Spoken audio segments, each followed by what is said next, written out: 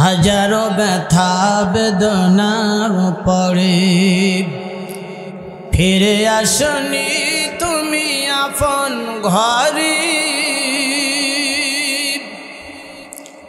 দিনের আলো তুমি ছড়িয়ে দিতে চলে গেলে মদিনায় মক্কা ছেড়ে। হে রাসূল তোমাকে ভুলি আমি কেমন করে, খেয়ে না খেয়ে দিন প্রচারের কাজে নিজেকে দিয়ে বিলিয়ে। তায়েফের কাফেরেরা চিহ্ন না সে আলো, দুষ্ট ছেলেদের পিছু দিল লেলিয়ে।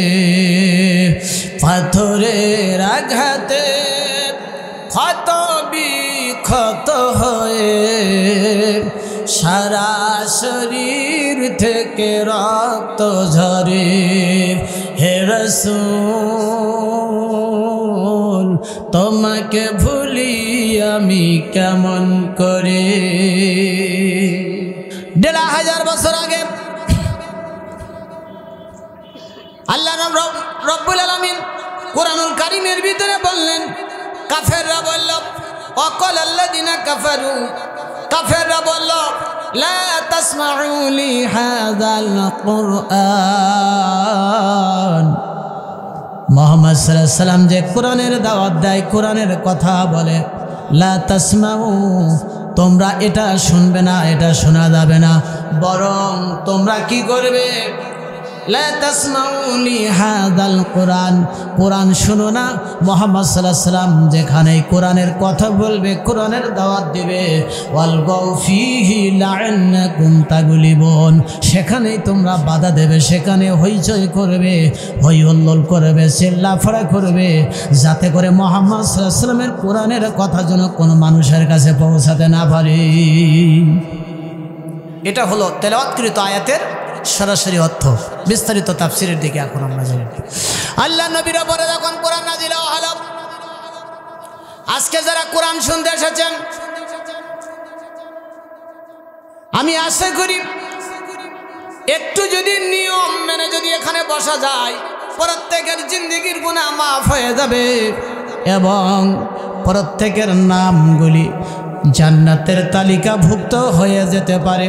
কারণ যারা কোরআন মহব্বত করে, ভালোবাসে, এদেরকে আল্লাহ ভালোবাসে, আর যাদেরকে আল্লাহ ভালোবাসে এরা আল্লাহর প্রিয় বান্দা হয়ে যায়, এদের নামগুলি জান্নাতের তালিকাভুক্ত হয়ে যায়। হাদিসের ভিতরে এসেছে, قال رسول الله صلى الله عليه وسلم إن لله عز وجل أهلنا من الناس قالوا من هم يا رسول الله صلى الله عليه وسلم قال أهل القرآن هم أهل الله। আল্লাহ নবী বলেছেন, মানুষের ভিতরে এমন কিছু মানুষ আছে যারা আল্লাহর আহাল, আল্লাহর পরিবারভুক্ত, এরা দুনিয়াতে যতদিন বেঁচে থাকবে জান্নাতি কপাল নিয়ে বেঁচে থাকবে, এরা জান্নাতি মানুষ, জান্নাতি মানুষ। আল্লাহ নবী বলেছেন এরা জান্নাতি মানুষ, এরা মরে না তাই জান্নাতে যেতে পারে না, এরা মরবে তো সরাসরি আল্লাহর জান্নাতে যাবে। সাহাবীরা বলল, ক্বালা মান হুম ইয়া রাসূলুল্লাহ সাল্লাল্লাহু আলাইহি সাল্লাম, এই মানুষগুলি কারা? এই দুনিয়াতে জান্নাতি কপাল নিয়ে তারা বেঁচে থাকে। আল্লাহর নবী বলল, ক্বালা আহলুল কোরআনি হুম আহলুল্লাহ, যারা দুনিয়াতে কোরআন আমল করে, যারা দুনিয়াতে কোরআনের কথাগুলি হৃদয়ঙ্গম করবে, কোরআন পড়বে, আমলের সিদ্ধান্ত নিবে, কোরআন অনুযায়ী নিজের জীবন চালাইবে, জীবন চালাইবে, পরিবার চালাইবে, এই ব্যক্তি আল্লাহর আহাল, আল্লাহর পরিবার ভুক্ত। জোরে বলেন সুবহানাল্লাহ। আল্লাহ কোরআনুল কারীমের ভিতরে বললেন, ইন্না ফি যালিকা লাযিকরা লিমান কানা লাহু কলবুন আও আলকাস সামআ ওয়া হুয়া শাহীদ।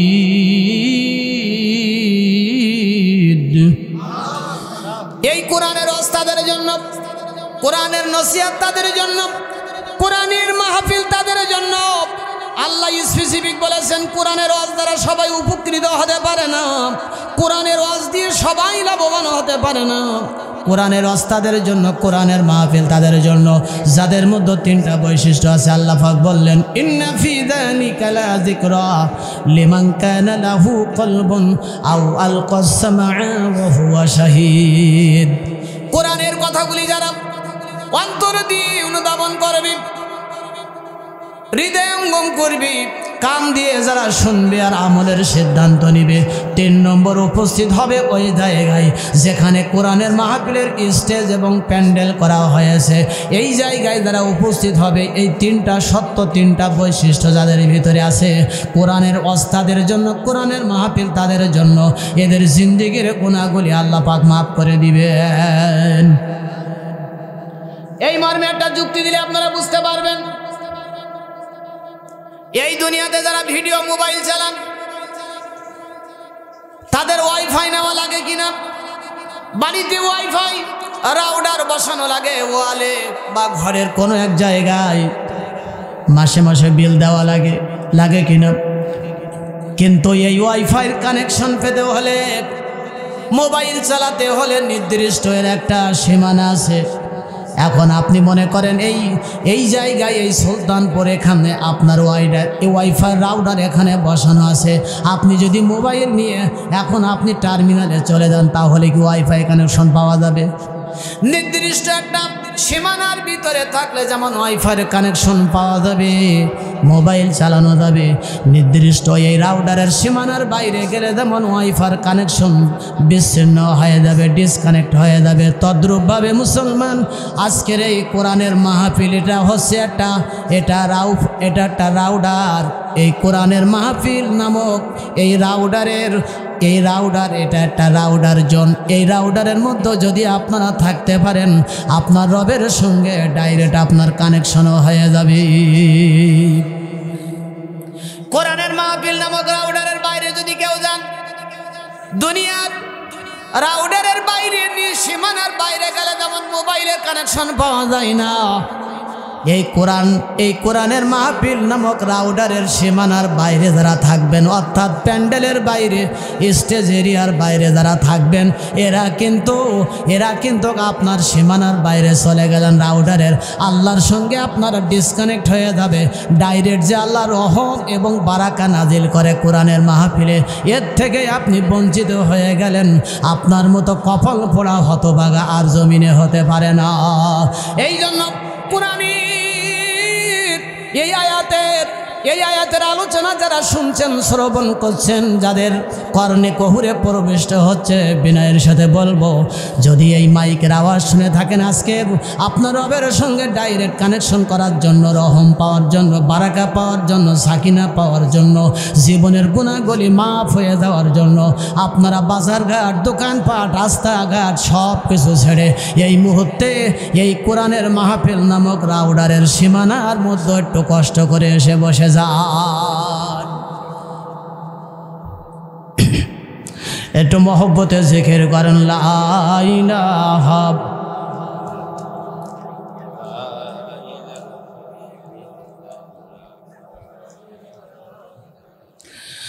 লা ইলাহা, মহব্বতে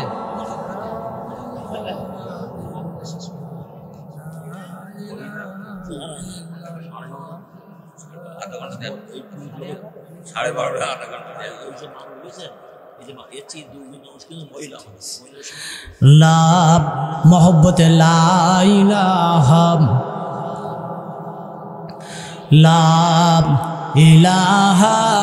ইল্লাল্লাহু মুহাম্মাদুর রাসূলুল্লাহ সাল্লাল্লাহু। এই মর্মে আমি এখন একটা আলোচনা শোনাবো, এরপরে আমি আয়াতের তাফসীরের দিকে যাব। ইমাম গাজ্জালী রাহমাতুল্লাহ আলাইহির নাম শুনেছেন আপনারা। উনি রাতে তাহাজ্জুদের সালাত আদায় করে, যুগ শ্রেষ্ঠ আলেম, যুগ শ্রেষ্ঠ মুহাদ্দিস, যুগ শ্রেষ্ঠ তিনি দার্শনিক ছিলেন, কোরআন হাদিসের পণ্ডিত ছিলেন ইমাম গাজ্জালী রাহমাতুল্লাহ আলাইহি। ওনার জীবনী বলার সময় নাই, উদ্দেশ্য সেটা না, শুধু শিক্ষার জন্য। ইমাম গাজ্জালী উনি যখন গভীর রাতে উনি ঘুমাইয়ে গেছে, ঘুমের ভিতরে স্বপ্নে উনি স্বপ্নে দেখতেছেন আল্লাহর পক্ষ থেকে নির্দেশ দেওয়া হচ্ছে, ইমাম গাজালি তুমি আগামীকাল সকালে তোমার পাশের গ্রামে আব্দুর রহমান নামের একজন ব্যক্তি ইন্তেকাল করেছে, ওই এলাকায় জানাজা পড়ার মতো কোনো যোগ্য মানুষ নাই রে। ইমাম গাজালি তুমি দেরি করবে না, তুমি যে নিজেই তারে গোসল দিবা, কাফন পরায়া জানাজা নামাজ পড়ায়া নিজে কবরে নামায়া দিবা। ইমাম গাজালি ওনার জীবনীতে লেখছেন ঘটনাটি। ইমাম গাজালি রহমাতুল্লাহ আলাইহি স্বপ্ন থেকে জাগ্রত হয়ে উনি বিস্মিত হল, চিন্তিত হল, আশ্চর্যান্বিত হয়ে গেল। উনি চিন্তা করতেছে আল্লাহর পক্ষ থেকে যখন স্বপ্নে নির্দেশ দেওয়া হচ্ছে পাশের গ্রামে একজন ব্যক্তি মারা গেছে, তাহলে নিশ্চয় আল্লাহর কোনো পিয়ারা বান্দা, আল্লাহর কোনো ওলি, আল্লাহর কোনো পিয়ারা বান্দা ইন্তেকাল করেছেন। এই জন্য আমি ইমাম গাজালিকে স্বপ্নে নির্দেশ দেওয়া হচ্ছে। ইমাম গাজালি উনি স্বপ্ন থেকে জাগ্রত হয়ে সকালবেলা ফজরের সালাত আদায় করি পাশের গ্রামে উনি চলতেছেন, হাঁটতেছেন। লোকজনদেরকে জিজ্ঞাসা করে, এ গ্রামের মানুষেরা, এ জনপদের লোকেরা, তোমরা কি আমাকে বলবে না এই গ্রামে একজন আল্লাহওয়ালা মানুষ ইন্তেকাল করেছে? কে সেই ব্যক্তি? একজন আল্লাহর পিয়ারা বান্দা ইন্তেকাল করেছেন। কোথায় তার ঘর বাড়ি, কোথায় তিনি ইন্তেকাল করেছেন, ঠিকানাটা কি আমাকে বলবে না? কেউ বলতে পারে না, কেউ বলতে পারে না। সবাই বলল যে এই গ্রামে, এই এলাকায় এমন কোনো আল্লাহর পিয়ারা বান্দা ইন্তেকাল করেছেন, এমন কোনো বড় আলেম ইন্তেকাল করেছেন, মুহাদ্দিস ইন্তেকাল করেছেন, এটা আমাদের জানা নাই। ইমাম গাজালি স্বপ্নে তাকে দেখায় দেওয়া হয়েছে নাম আব্দুর রহমান। গ্রামের শেষ প্রান্তে জঙ্গল শুরু, এই জায়গায় তিনি মরা পড়ে আসি, জানাজা পড়ার কোনো লোক নেই। আল্লাহর পক্ষ থেকে নির্দেশ দেওয়া হচ্ছে আমার পিয়ারা বান্দা, ওকে তুমি নিজেই কাফন পরাবা, গোসল দেবা, জানাজা পড়ে কবরে নামাবা। ইমাম গাজ্জালি হাঁটতে হাঁটতে যখন গ্রামের অপর প্রান্তে চলে গেছে, এরপরে দেখে জঙ্গল শুরু, জঙ্গলি এলাকা। ওখানে একজন ব্যক্তি তিনি ইন্তেকাল করে পড়ে আছেন, তার গায়ের ওপরে একটা ছেঁড়া, অতি সামান্য ছেঁড়া যুক্ত একটা কাপড় দিয়ে তারে ঢাকা আছে। পাশে কয়টা তার সন্তানেরা চোখের পানি ছেড়ে তার বাবার জন্য কান্দে। ইমাম গাজ্জালি ওখানে যেয়ে বলল, বাবারা তোমরা কান্দো কেন? বলল, হুজুর আমার বাবা ইন্তেকাল করেছেন, কিন্তু জানাজা পড়ার জন্য কোনো লোক পাই না, এমন কোনো যোগ্য লোক নেই, কাফনের কাপড় নাই, গোসলের প্রয়োজন, কবরে নামানোর প্রয়োজন। আমরা বড় গরিব, আমার বাবা বড় গরিব, আমরাও গরিব মানুষ। কিন্তু আজকের সমাজেও দেখবেন গরিব মানুষ মারা গেলে তার জানাজায় উপস্থিতি কম না বেশি? একজন গরিব মানুষ মারা গেলে তার জানাজায় উপস্থিতি কম, একজন গরিব মানুষের জানাজায় উপস্থিতি কম, গরিব মানুষের দাওয়াতে উপস্থিতি কম। যদি কোনো ধনী মানুষের কোনো বাবা মা বা আপনজন মারা যায়, সেখানে দেখবেন আপনার বিভিন্ন লোকজন আছে, নেতা আছে, বড় শিল্পপতি আছে, টাকাওয়ালারা আছে, ব্যবসায়ীরা আছে, কত আপনার সাহেবজাদারা সেখানে আছে। ময়দানে জায়গা ধরে না, জায়গা পাওয়া যায় না। কিন্তু বন্ধুরা আমার, কেন এই বৈষম্য হবে? কারণ হলো আল্লাহর কাছে অর্থ দিয়া, আপনার গাড়ি বাড়ি দিয়ে কোনো বাদ বিচার হবে না। আল্লাহর কাছে বাদ বিচার হবে আপনার তাকওয়া, আপনার আমলের জিন্দেগি। ঠিক কিনা? কষ্ট হচ্ছে আপনাদেরকে? আমি খুব বেশিক্ষণ কথা বলবো না, অল্প কয়েক মিনিটের ভিতরে আলোচনা শেষ করব। আর বন্ধুরা আমার, যে আলোচনা করতেছিলাম শুধু প্রারম্ভিকায় শিক্ষণীয় একটা ঘটনা, তবে ঘটনা প্রসিদ্ধ ইমাম গাজ্জালি রহমতুল্লাহ ওনার জীবনীতে উনি লিখছেন, ঘটনাটি উল্লেখ করেছেন। এর পরবর্তীতে উনি বলল, বাবা তোমরা কেঁদো না, চোখের পানি ফেলো না, এইখানে আসো, সামনে এসে এখানে আসো, কেঁদো না, চোখের পানি ফেলো না, তোমাদের বাবার জানাজার জন্য আমি আসছি। বন্ধুরা আমার, ছেলেরা বলে আপনার পরিচয়? বলল আমি ইমাম গাজালি। ছেলেরা বলতেছে নাম শুনেছি।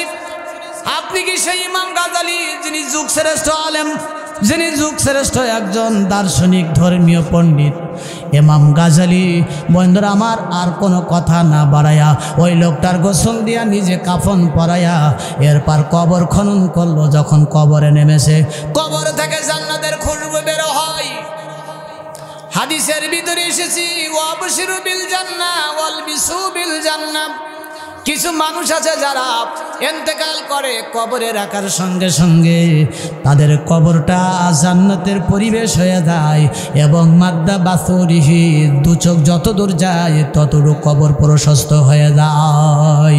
আল্লাহ যেন আমাদেরকে এমন একটা কপাল দান করেন, আমরা যখন কবরে যাব যেন ঈমান নিয়ে কবরে যাইতে পারি। জোরে বলেন আমিন। ইমাম গাজালি তিনি বললেন কবরে নামলাম, কবরের ভিতরে জান্নাতের খুশবু বের হতেছে। আমার তখন বুঝতে বাকি নাই, স্বপ্নে আমাকে বলা হয়েছে ইনি আল্লাহর পিয়ারা বান্দা, নেককার বান্দা।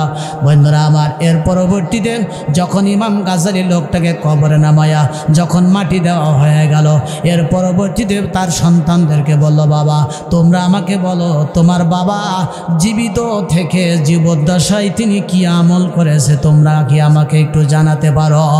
ছেলেরা বলল, হুজুর আমরা জানি না। আমাদের বাবা তিনি সারাদিন সকালবেলা ফজরের নামাজ পড়ে জঙ্গলে যেত, তিনি কাঠ কাটতো, কাঠ বিক্রি করে যা পয়সা হতো তাই দিয়ে কিছু খাদ্য খাবার কিনে আনতো। অতি কষ্টে আমাদের দিন চলে, আমাদেরকে আমরা ভালো মানের খাবার তেমন কিছু খাইতে পারি না। তখন ছেলেরা বলল, আমার বাবার গোপন কোনো আমল ছিল কিনা এটা আমাদের মা বলতে পারবে, আমরা বলতে পারবো না। ও বাপ কান লাগাবেন, তাফসিরে নুরুল কোরআনের মধ্যে পড়লাম জান্নাতি লোক হলো তিন প্রকার। এই দুনিয়াতে যাদের মধ্যে তিনটা বৈশিষ্ট্য দেখবেন, আপনি ধরে নেবেন এরা হলো জান্নাতি মানুষ, এরা হলো আল্লাহওয়ালা। জোরে বলেন সুবহানাল্লাহ। এক নম্বরে ইমামুন আদিল। বুখারী মুসলিমের হাদিস, ইমাম বুখারী আর মুসলিম দুজন মিলে হাদিস বর্ণনা করেছেন, মুত্তাফাকুন আলাইহির হাদিস। সাবাআতুন ইযিল্লুহুমুল্লাহু ইয়াওমা লা জিল্লা ইল্লা জিল্লুহু ইমামুন আদিল ওয়া শাবুন নাশাআ ফি ইবাদাতিল্লাহ ওয়া রাজুলুন কলবুহু মুআল্লাকুন বিল মাসজিদ। বুখারী মুসলিমের হাদিস। যারা এই জমিনে যারা সুশাসন প্রতিষ্ঠা করেছে, ন্যায় বিচার যারা করেছে, মানুষের পরে কোনো প্রশাসন চালাই নাই, কোনো নিরপরাধ মানুষের প্রতি আপনার এমন ধরনের কঠোরতামূলক কোনো বিচার কোনো আচার করেন নাই, এমন ধরনের কোনো কাজ করেন নাই। একটা নিরপরাধ মানুষকে আমার হাতে কলম আছে, ক্ষমতা আছে, এই জন্য আমি এমন রায় দিয়ে দিলাম। একটা নিরপরাধ গরিব মানুষ, ওর পরিবারের ইনকাম করার আর কেউ নাই, এই বাবা ছাড়া কেউ নাই, ছোট্ট মাসুম সন্তানগুলির চোখে পানি, স্ত্রীর চোখে পানি।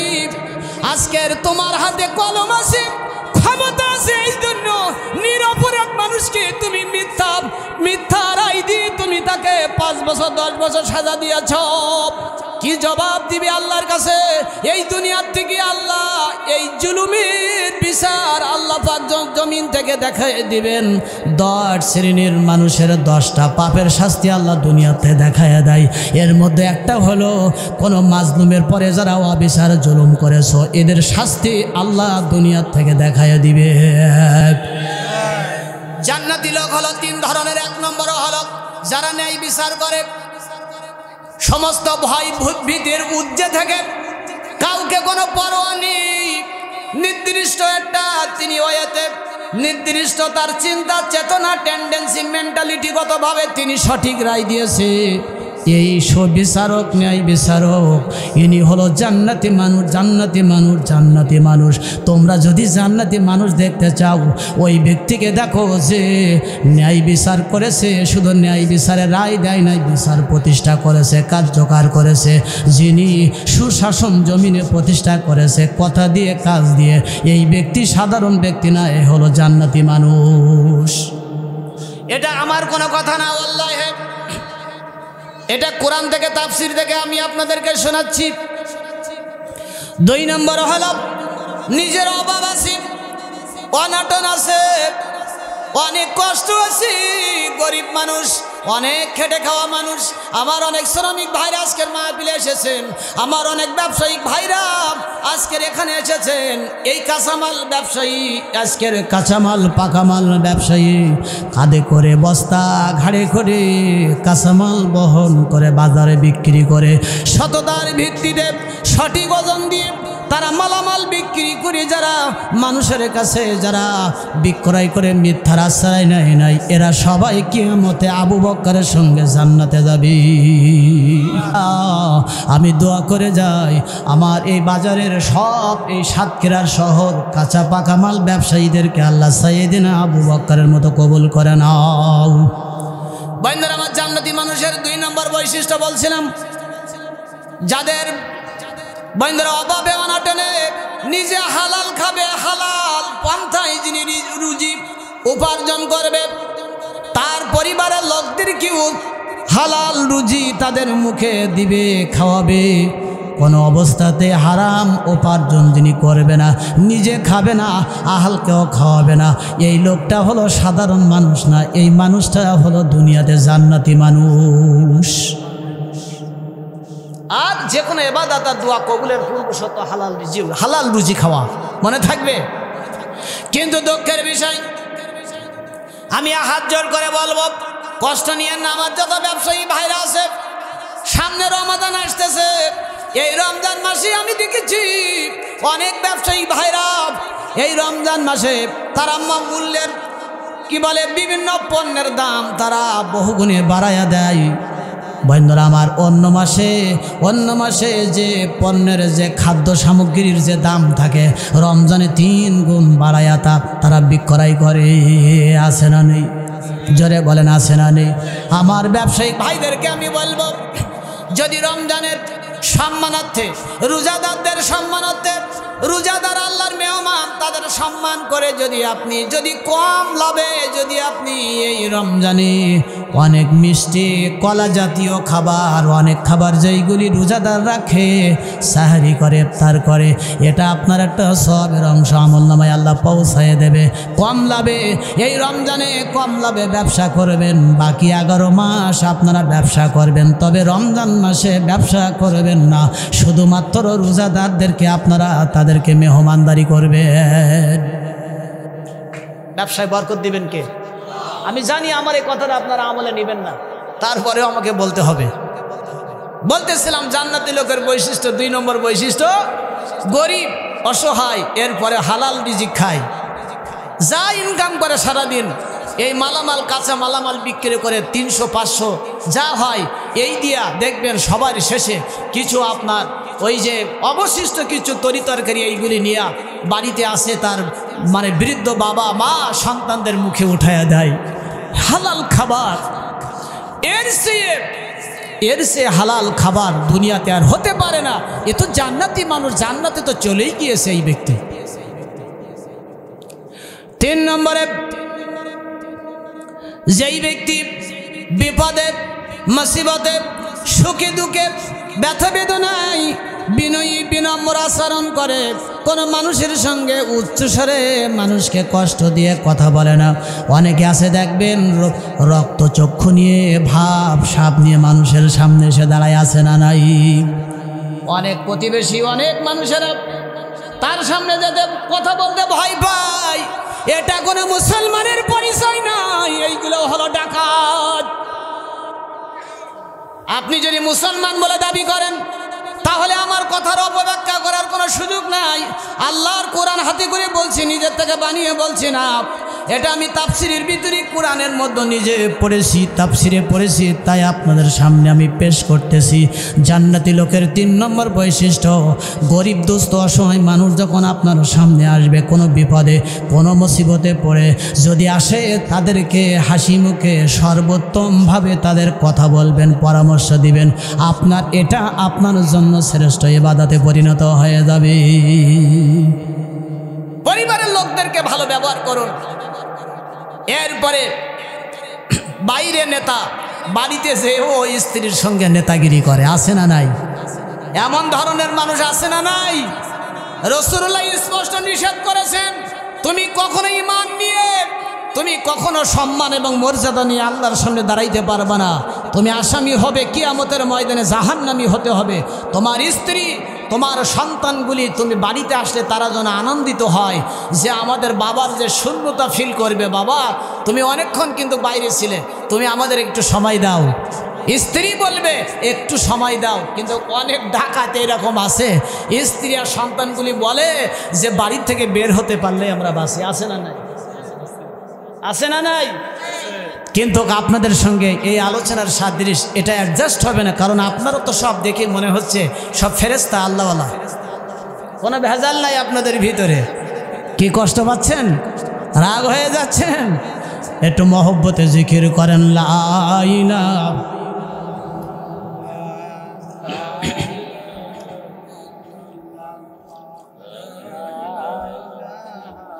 লা ইলাহা ইল্লাল্লাহু মুহাম্মাদুর রাসূলুল্লাহ সাল্লাল্লাহু।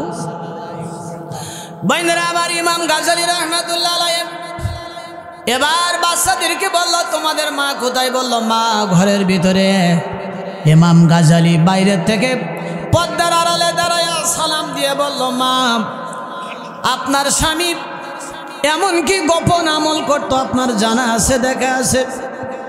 ওই মহিলা তখন বলল হুজুর আমার স্বামী অত্যন্ত গরিব মানুষ, আমার স্বামী তেমন কোনো আমল করতো না, আমার স্বামী তেমন লেখাপড়া জানতো না, আমার স্বামী বড় কোনো আলেম ছিল না, আমার স্বামী বড় কোনো আলেম ছিল না, এমন কোনো লেখাপড়া আমার স্বামী জানতো না। তবে আমি দেখেছি প্রতিদিন ফজরের আজান দেওয়ার পরে আমার স্বামী উঠে তিনি নামাজ পড়ি আল্লাহর কোরআনটা তিনি বুকের সঙ্গে জড়িয়ে ধরে বাচ্চাদের মতো তিনি ডুগরে ডুগরে কেঁদেছে, চোখের পানি ফেলেছে।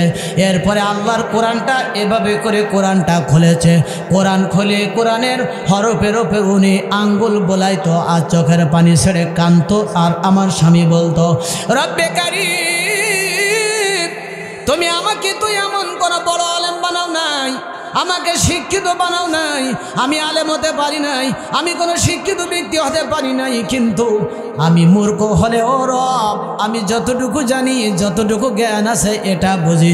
তোমার কোরআনকে আমি মহব্বত করি, কোরআনকে আমি বুকে জড়িয়ে রেখেছি, তোমার কোরআনের জায়গা হলো আমার হৃদয়ের মধ্যে। আমি তোমার কোরআন ছাড়ি না, কোরআন ছাড়ব না, আমি তোমার কোরআনকে মহব্বত করি, ভালোবাসি। ও রব এই কোরআনকে ভালোবাসি, কোরআনকে মহব্বত করি, এই কোরআনের খাতিরে কি তুমি আমাকে মাফ করে দিবা না? এই কোরআনকে মহব্বত করি রব, এই কোরআনের খাতিরে কোরআনের ওসিলায় তুমি কি আমাকে মাফ করতে পারবে না রে রব? মহিলা বলতেছে হুজুর আমার স্বামী যখন কোরআনের পৃষ্ঠা এইভাবে করে উল্টাইতো, আঙ্গুল দিয়ে হরফগুলি বোলাইতো আর চোখের পানিগুলি টপ টপ টপ টপ করে কোরআনের হরফের পরে পড়তো। হুজুর যদি আপনি দেখতে চান কোরআনটা ঘরের ভিতরে আছে, ঘরে দামি খাট নাই, বিছানা নাই, কিন্তু আমার স্বামী কোরআন রাখার জন্য দামি একটা রিয়াল কাঠ ঘরের ভিতরে রেখেছিল, অত্যন্ত যত্ন করে আদবের সাথে।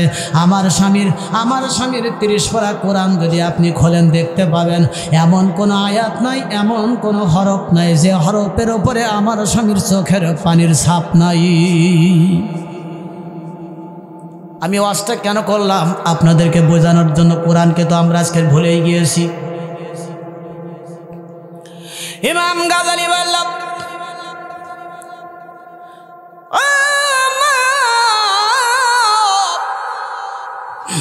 আমি বুঝতে পেরেছি হিসাব মিলে গেছে, আর বলা লাগবে না।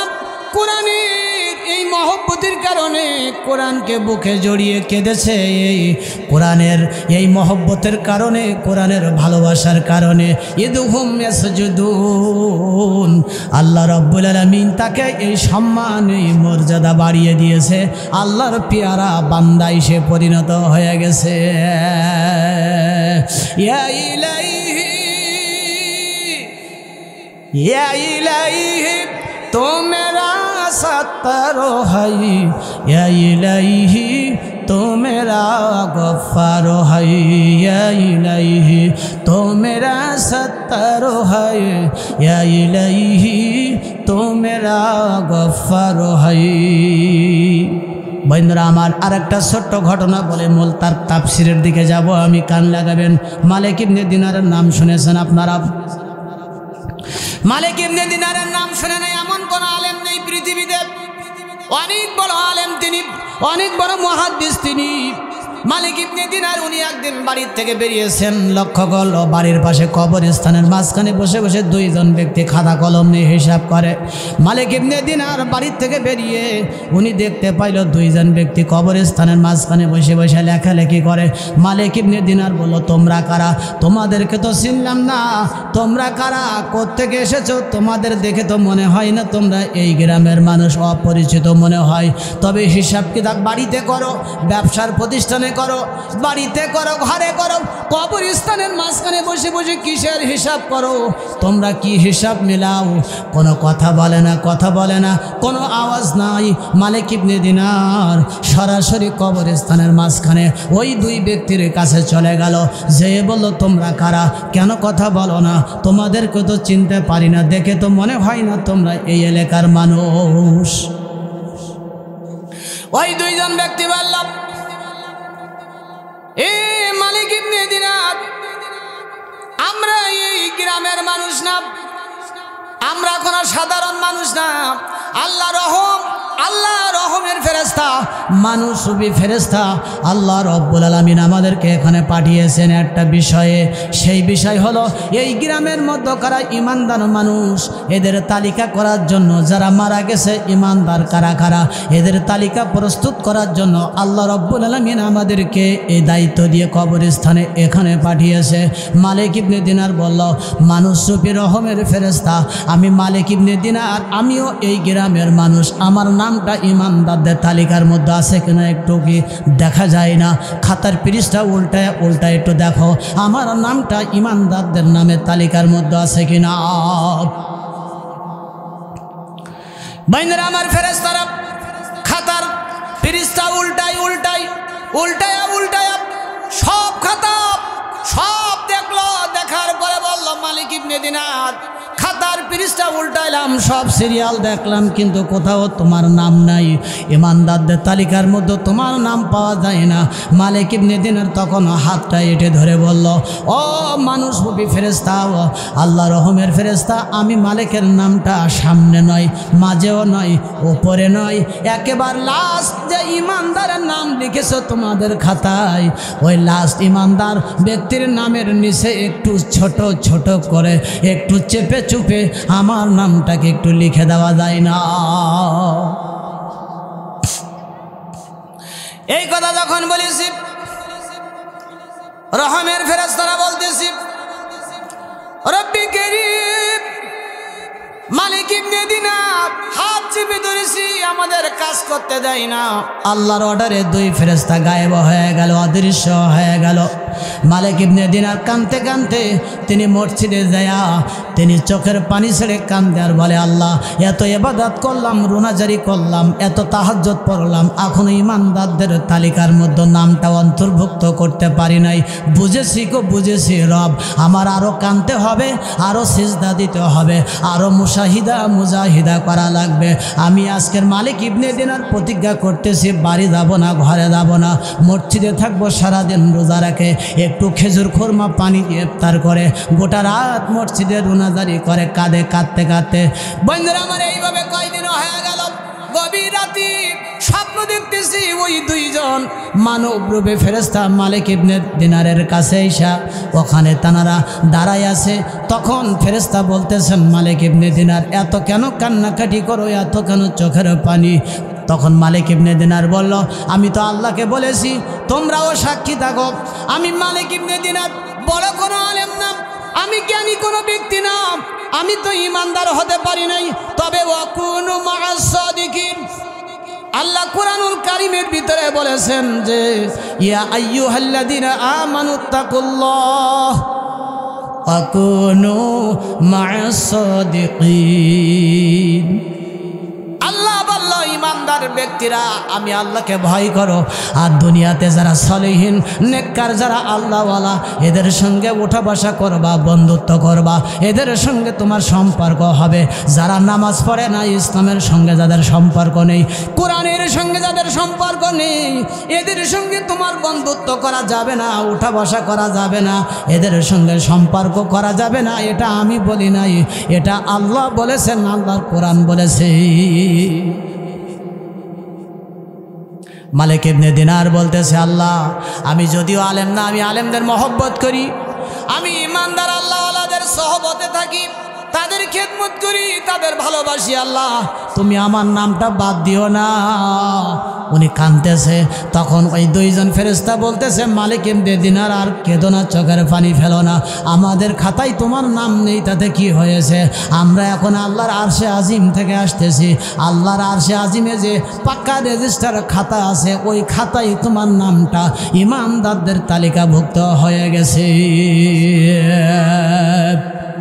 এই দুইটা আলোচনা থেকে কি শিখলাম?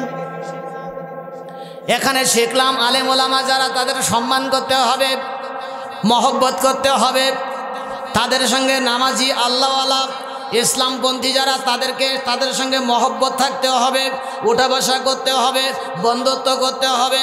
যারা ইসলাম চায় না, এই জমিনে যারা ইসলাম চায় না, তাদের সঙ্গে মুসলমানের সম্পর্ক থাকবে না। এটা তো আমি বলি নাই, আল্লাহ কোরআন বলতেছে, ওয়াকুনু মা'আস সাদিকিন। ইমানদার ব্যক্তিরা তোমরা যারা নেককার, যারা সলিহীন আল্লাহওয়ালা, আল্লাহর দ্বীনকে কোরআনকে যারা ভালোবাসে, এদের সঙ্গে এদের সহবতে তোমরা উঠা বসা করবা। একটু মহব্বতে জিকির করেন, লা ইলাহা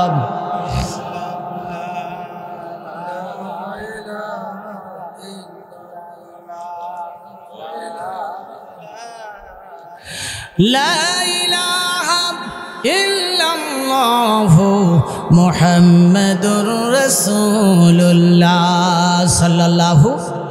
বন্ধুরা আমার আয়াতের দিকে লক্ষ্য করেন, আমার সঙ্গে সকলে মহব্বতে আপনারা একটু তেলাওয়াত করেন, বিসমিল্লাহির রহমানির রহিম।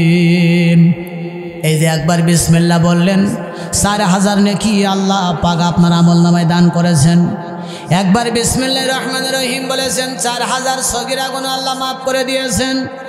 একবার বিসমিল্লাহির রহমানির রহিম বলার কারণে 4000 মর্যাদা আল্লাহ আপনার জন্য বুলন্দ করে দিয়েছেন।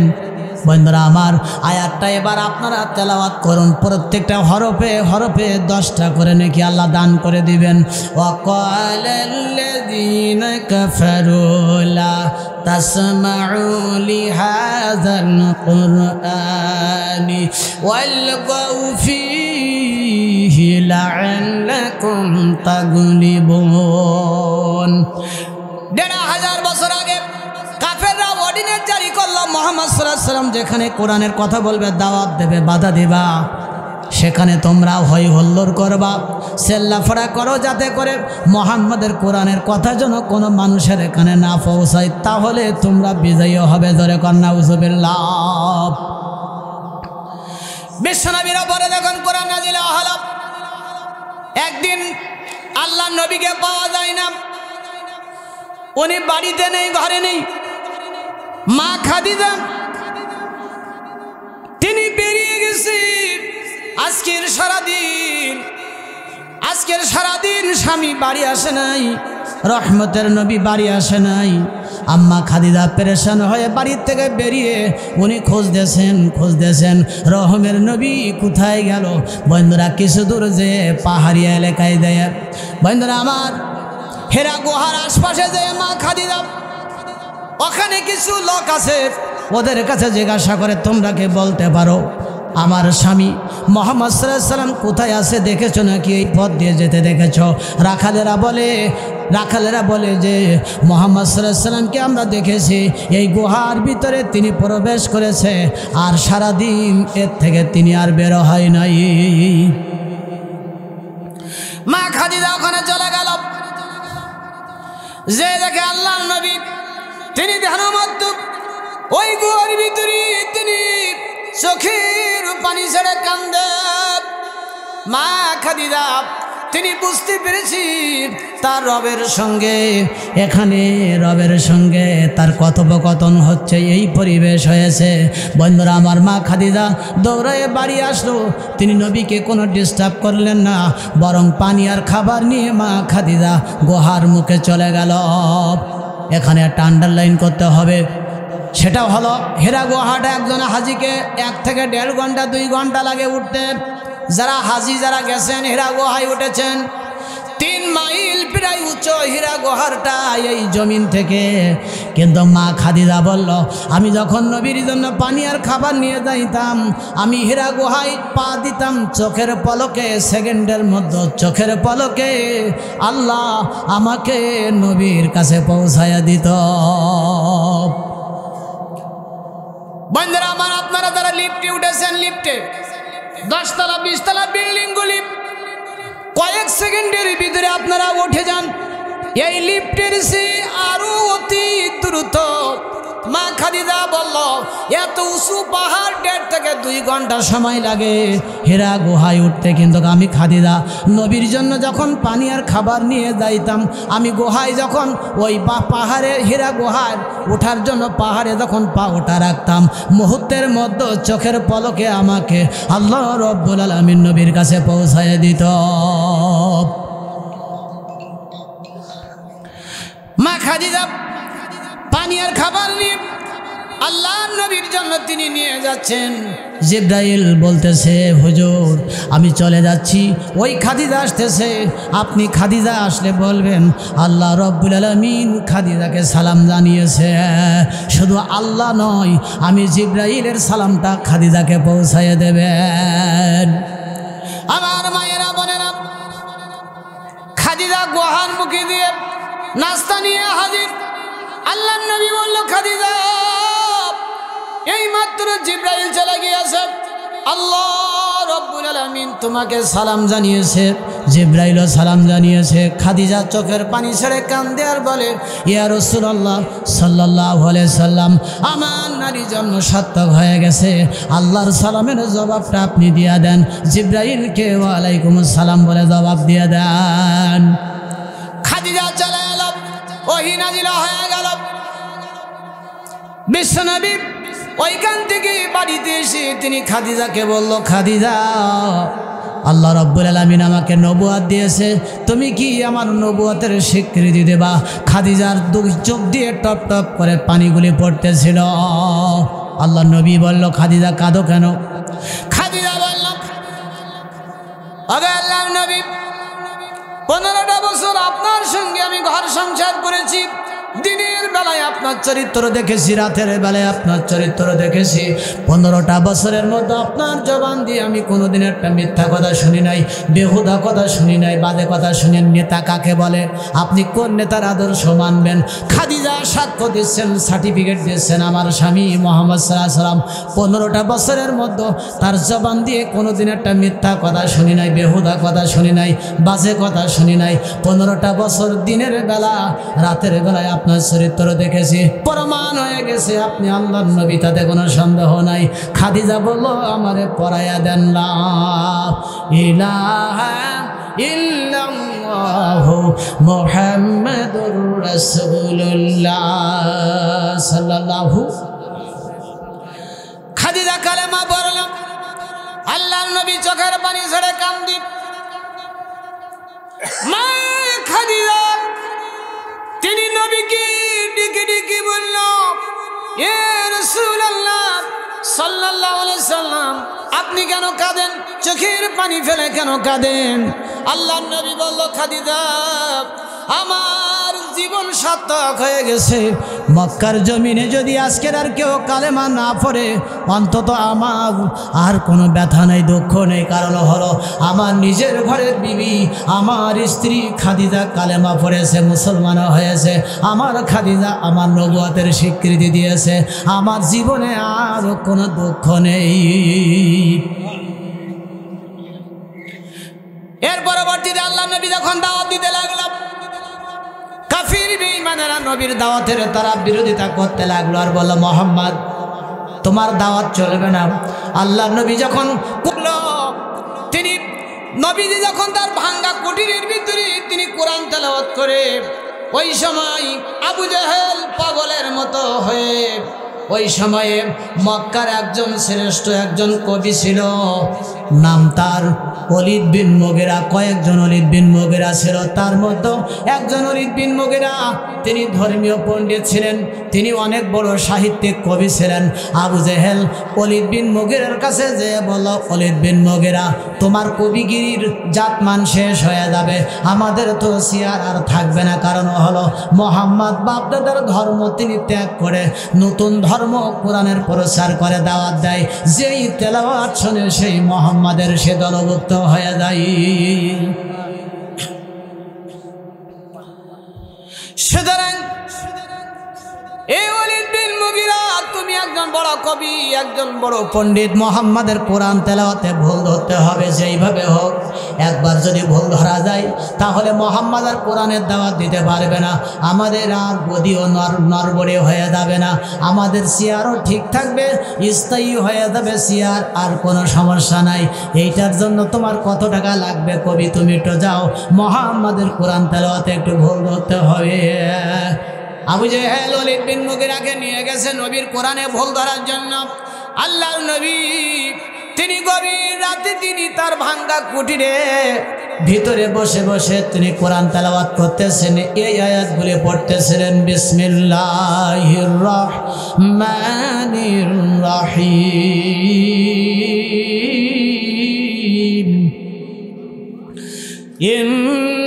ইন্নাল্লাহা ইয়া'মুরু বিল আদলি ওয়াল ইহসান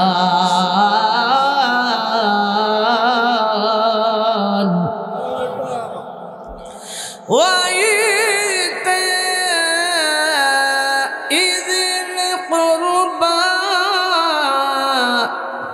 ওয়া ইয়ানহা আনিল ফাহশা'i ওয়াল মুনকার। আল্লাহু আকবার। আল্লাহ নবী যখন এই আয়াতগুলি ঘরের ভিতরে তিনি বসে বসে যখন তিনি মায়াবী কণ্ঠে তেলাওয়াত করতেছিল, বন্ধুরা আমার, ওলীদ বিন মুগীরা আবু জেহেল বলল, ওলীদ রে তুমি মুহাম্মাদের কোরআন তেলাওয়াত শুনবা না, তুমি সরাসরি যে তার কোরআন বন্ধ করে দিবা। ওলীদ বিন মুগীরা বলল, আমি যদি তেলাওয়াত শুনতে না পারি তাহলে ভুল ধরব কেমনে? আবু জেহেল বলল, তোমার তেলাওয়াত শোনা যাবে না, কারণ হলো ইতিপূর্বে যারা মুহাম্মাদের জবানের তেলাওয়াত শুনেছে ওরা পাগল হয়ে গেছে, জাদুগ্রস্ত হয়ে গেছে। আবু জেহেল নিজেও তার মাথা খারাপ হয়ে যেত যদি রাতে নবীর কোরআন তেলাওয়াত না শুনতো, সারাদিন আবু জেহেলের এই ব্রেনটা কাজ করতো না। কষ্ট হচ্ছে? আলোচনা শেষ করে দিতাম, অল্প কয়েক মিনিটের ভিতরে শেষ করে দিচ্ছি। বন্ধুরা আমার, এর পরবর্তীতে গভীর মনোযোগ, আর বেশিক্ষণ সময় দিব না বন্ধুগণ। এরপরে আগামীকালও আপনাদের সাথীরাতে আমার আর একটা মাহফিল আছে, আপনারা আসবেন ওখানে, আলিয়া মাদ্রাসায়। আলিয়া মাদ্রাসা আগামীকাল ওখানে আছে, এই জন্য আপনারা আসবেন ইনশাল্লাহ, আসার চেষ্টা করবেন। যে আলোচনাটা করতেছিলাম চমকপ্রদ, আমি আরও দুইটা আলোচনা এই তাফসিরের আলোকে আমি দুইটা আলোচনা, ওয়াকাল আল্লাযিনা কাফারু লা তাসমাউ লিহাযাল কুরআন, এই আয়াতের তাফসিরের আলোকেই এই আলোচনাটি। বন্ধুরা আমার, এর পরবর্তীতে লক্ষ্য করুন, হৃদয়ঙ্গম করুন। এরপরে দেখেন ওলীদ বিন মুগীরা তিনি নবীজির ওই ভাঙ্গা কুটিরের পিছনের দেয়ালে দাঁড়াইয়া দাঁড়াইয়া তিনি নবীর তেলাওয়াত শুনতেছে।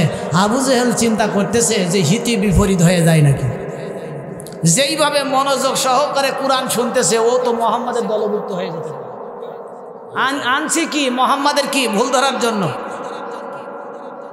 বন্ধুরা আমার, এক পর্যায়ে ওলীদ বিন মুগীরা কিছুক্ষণ নবীর জবানের তেলাওয়াত শোনার পরে উনি ওইখান থেকে ঘুরে এসে আল্লাহ নবীর ভাঙ্গা কুটিরের ভিতরে উনি ঢুকে গেছে। তিনি ঢুকে যায় বলল, আনতা মান আনতা। আমার নবী বলল, আনা মুহাম্মদ ইবনে আব্দুল্লাহ, আমি আব্দুল্লাহর ছেলে মুহাম্মদ সাল্লাল্লাহু আলাইহি সাল্লাম। ওয়ালিদ বিন মুগিরা বলল, মুহাম্মদ তুমি এটা কি পড়ো? এত মধুর সুরে, মায়াবী সুরে তুমি মিলিয়ে মিলিয়ে এত সুন্দর করে তুমি এটা কেমনে পড়ো? আমি তো একজন বড় কবি সাহিত্যিক, কিন্তু এত সুন্দর করে তো জীবনে কোনো কবিতা পড়িও নাই, শুনিও নাই। এত সুন্দর করে মিলিয়ে মিলিয়ে তুমি কেমনে পড়ো? আসলে এটা কি পড়ো? আসলে তোমার পরিচয় কি? আল্লাহর নবী বললেন, এই ওয়ালিদ বিন মুগিরা, তুমি কি এখনো বিশ্বাস করো নি আমি আল্লাহর নবী? তুমি আমার ঘরের পিছনে দাঁড়ায়া দাঁড়ায়া এতক্ষণ তুমি যে কোরআন শুনেছো, ওয়ালিদ রে, আমি সেই আল্লাহর পক্ষ থেকে নাজিল হওয়া ওয়া আমিনু বিমা নুজিলা আলা মুহাম্মদ, আমি মুহাম্মদ সাল্লাল্লাহু আলাইহি সাল্লামের উপরে আমার আল্লাহ যে কোরআন নাজিল করেছে ওই কোরআন তেলাওয়াত করতেছি। জোরে বলেন সুবহানাল্লাহ। এ ওয়ালিদ বিন মুগিরা, আমার কোরআন ভুল ধরার জন্য আবু জাহেল তোমাকে হায়ার করে এনেছে। তুমি পারলে ভুল ধরে দেখাও, কোথায় ভুল পাবা, ভুল ধরো। ওয়ালিদ বিন মুগিরা নীরব নিতর হয়ে গেছে। আল্লাহর নবীর সামনে দাঁড়ায়া দাঁড়ায়া ওয়ালিদ বিন মুগিরার চোখের কোনা বেয়ে পানি টপকাইতেছে।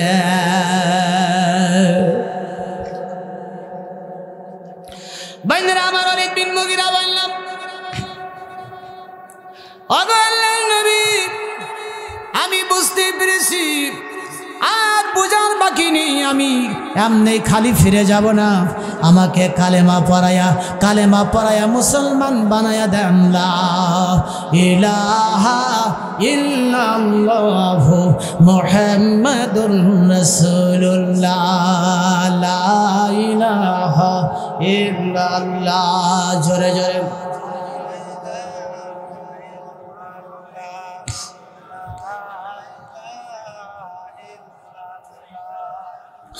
লা ইলাহা ইল্লাল্লাহু মুহাম্মাদুর রাসূলুল্লাহ সাল্লাল্লাহু। কওনাইন মুক্তার খুদা তুমকো বানায়া, कौनाइन मुख्तार खुदा तुमको बनाया, उम्मत के निगाहबान खुदा तुमको बनाया, उम्मत की निगाहबान खुदा तुमको बनाया। मौलाए मेरा आके मेरा, मौलाए मेरा आके मेरा, मौलाए मेरा आके मेरा रहमत के नबी है, ताजदार मदीना है तुम्हारा भी है, ताजदार मदीना है तुम्हारा भी है। अशजरुन तेते नबूवत की शहादत, तशके के कमर में होते अंगुली की इशारा। बंधुरा आमार गभीर मनोयोग। एर परवर्तीते ওয়ালিদ বিন মুগিরা কালেমা পড়ে মুসলমান হয়ে নবীর স্বীকৃতি দিয়া ওখান থেকে বলল, নবী গো আমাকে অনুমতি দেন, আমি এই মুহূর্তে আবু জাহেলের সঙ্গে যে একটু বোঝাপড়া করতে চাই। আল্লাহু আকবার বলেন। কষ্ট হচ্ছে নাকি বাপ? আলোচনা শেষ করে দিতাম, চলবে কত সময়?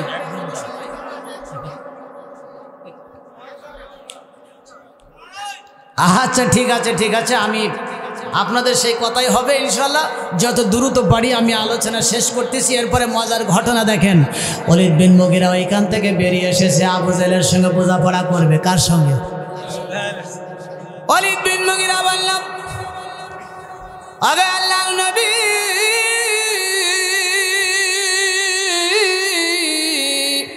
নবী গো, আবু জাহেল আমাকে ধোঁকা দিয়ে এতদিন বোকা বানাইছে। ও নবী গো, আজকের সত্য প্রকাশ পেয়েছে, প্রকাশিত হয়েছে আজকের যখন ঈমান এনেছি নবী। ও নবী গো, আমি এই মক্কার একজন বড় কবি, বড় সাহিত্যিক। আমি বলে যাচ্ছি আপনার কোরআন তেলাওয়াতে আর কেউ ভুল ধরবে না, কেউ বাধা দিতে পারবে না। এরপরে ওয়ালিদ বিন মুগিরা দৌড়াইয়া দৌড়াইয়া আবু জাহেলের ঘরের সামনে দাঁড়াইয়া দাঁড়াইয়া চিল্লাইয়া বলে, এ আবু জাহেল, এ আবু জাহেল, বাইরে বেরিয়ে আয়, আবু জেহেল মনে করলো খুশির খবর নিয়ে আসছে, কবি মোহাম্মদের কোরআন ভুল ধরছে। এরপরে আবু জেহেল বাইরে এসে বলল, ওলীদ বিন মুগীরা বলো খবর কি? ওলীদ বিন মুগীরা বলল, হ্যাঁ খবর একটা ভালো খবর আছে, নিশ্চয়ই মোহাম্মদের কোরআন ভুল ধরেছ। ওলীদ বিন মুগীরা বলল, ভুল ধরা পড়েছে, তবে মোহাম্মদের কোরআনে ভুল ধরা পড়ে নাই রে আবু জেহেল। আমি কবি, আমার সারা জীবনের ব্রেনের ভুল সিদ্ধান্তের ভুলগুলি আজকের মোহাম্মদের সামনে ধরা পড়েছে। আবু জেহেল রে, মোহাম্মদ যেটা তেলাওয়াত করে এটা হলো লাইসা হাজা মিন কালামিল বাশার, লাইসা হাজা মিন কালামিল বাশার। এটা মানুষের বানানো নয়, মানুষের রচনা করা নয়, এটা আল্লাহর পক্ষ থেকে ওহির বাণী মোহাম্মদ তেলাওয়াত করে শোনায়। আবু জেহেল রে, বাধা দিস না, বাধা দিয়ে বন্ধ করতে পারবে না। গোটা শীঘ্রই গোটা মক্কার জমিন মোহাম্মদের নেতৃত্বে চলে যাবে। কৌনাইনে মুক্তারি খুদা तुमको बनाया, उम्मत के निगाहबान खुदा तुमको बनाया, उम्मत के निगाहबान खुदा तुमको बनाया। বন্ধুরা আমার, এরপরে আবু জেহেলের আর একটা মিশন বাস্তবায়ন করতেছে, মোহাম্মদের কোরআনকে বাজেয়াপ্ত করার জন্য খুব গভীর মনোযোগ বাজান, আর হাতে বেশি সময় নাই। এরপরে আবু জেহেল তিনি দুইটা গ্রুপ করেছে। একটা গ্রুপকে বলল, যাও আমার ভাতিজা মোহাম্মদকে বলবা আমি আবু জেহেল মরে যাচ্ছি, মৃত্যু যন্ত্রণা শুরু হয়ে গেছে, আমার মৃত্যু যন্ত্রণার কথা শুনলে আমার ভাতিজা মোহাম্মদের মনটা বড় নরম, দয়াময়ায় ভরা, পাগলের মতো ছুটে আসবে ওর বাড়ির থেকে, মোহাম্মদের বাড়ির থেকে আমার বাড়িতে আসার একটাই রাস্তা, মাঝখানে আমার ভাতিজা যখন আসবে মাঝখানে একটা গর্ত খনন করে, মরণ কুয়া খনন করে চাটাই দিয়ে রেখে দেবা। ভাতিজা যখন দৌড়ায় আসবে ওর মধ্যে পয়রা মরে যাবে, তোমরা অস্ত্র নিয়ে রেডি থাকবা। ভাতিজা যখন গর্তের মধ্যে পড়বে মাটি চাপা দিয়া দুনিয়ার থেকে বিদায় করে দিবা, তাহলে জমিনে আর কোনোদিন আল্লাহর নাম নিশানা থাকবে না, আর কোনোদিন কোরআনের দাওয়াত থাকবে না।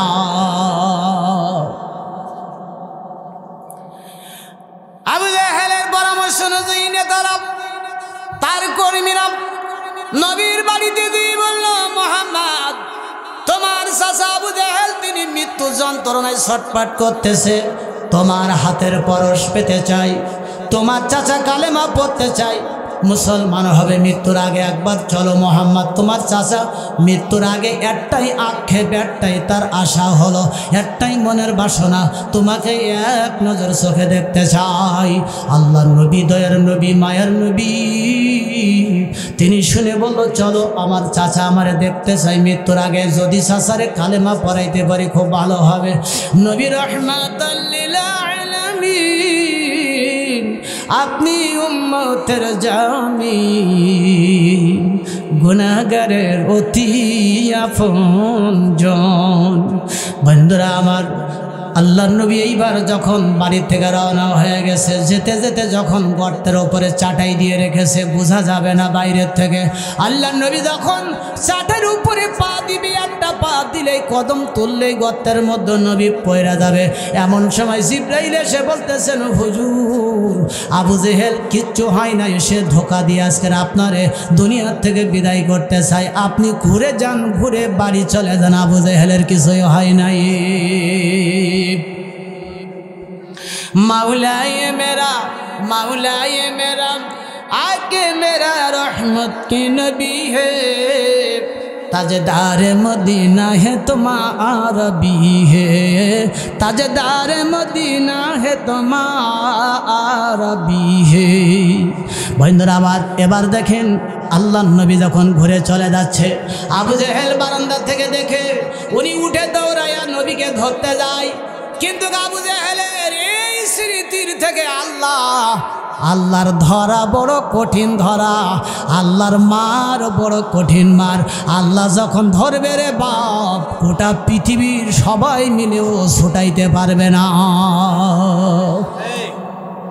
আজকের আলোচনার ভিতরে সেটা পাওয়া যাবেন, আজকের পরিষ্কারও হয়ে যাবে আমার আল্লাহ ধরা কত কঠিন ধরা। আবু জেহেল এবার বন্ধুরা তার বেরেনে নাই, স্মৃতিতে নাই, ভুলে গেছে, আল্লাহ ভোলাই দিয়েছে, ওখানে গর্ত খনন করা আছে। আবু জেহেল নবীকে ধরতে যখন যাইতেছিল, আবু জেহেল গর্তের মধ্যে পড়ে গেছে। আল্লাহ কুরআনুল কারীমের ভিতরে বললেন, ইন্নাহু কাইদা ওয়া আকিদু কাইদা।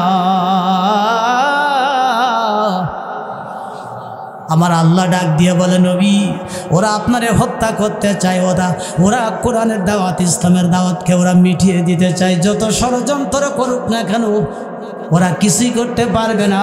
আমি আল্লাহ আরশে আজিম থেকে শুধু বসে বসে দেখতেছি না, আমি আরশে আজিম থেকে এন্টি কৌশল করতেছি। কোন কৌশল? জমিনে বাস্তবায়ন করলে কাফেরের গোষ্ঠী, জালেমের গোষ্ঠী জমিন থেকে তারা নিফাত হয়ে যাবে, ধ্বংস হবে। আমি আল্লাহ সময় মতো সেই এন্টি কৌশল জমিনে বাস্তবায়ন করে দেব। নাসরুম মিনাল্লাহি ফাতহুম কারীম। আজকের যেটা 5ই আগস্টে আপনারা প্রমাণ পেয়েছেন, এ ব্যবস্থা কার? আমার কলিজার টুকরা ছাত্ররা, আজকে জুলুমের অবসান, এই জমিনে সকল বৈষম্যের অবসান তারা ঘটিয়েছে। এই জন্য আজকের সময়ের দাবি, এই সময় কাজে লাগাতে হবে। আগামীর বাংলাদেশ, মুসলমানদের বাংলাদেশ, আগামীর পার্লামেন্ট, কোরআনের পার্লামেন্ট। কারা কারা চাও হাত তুলে দেখাও মুসলমান।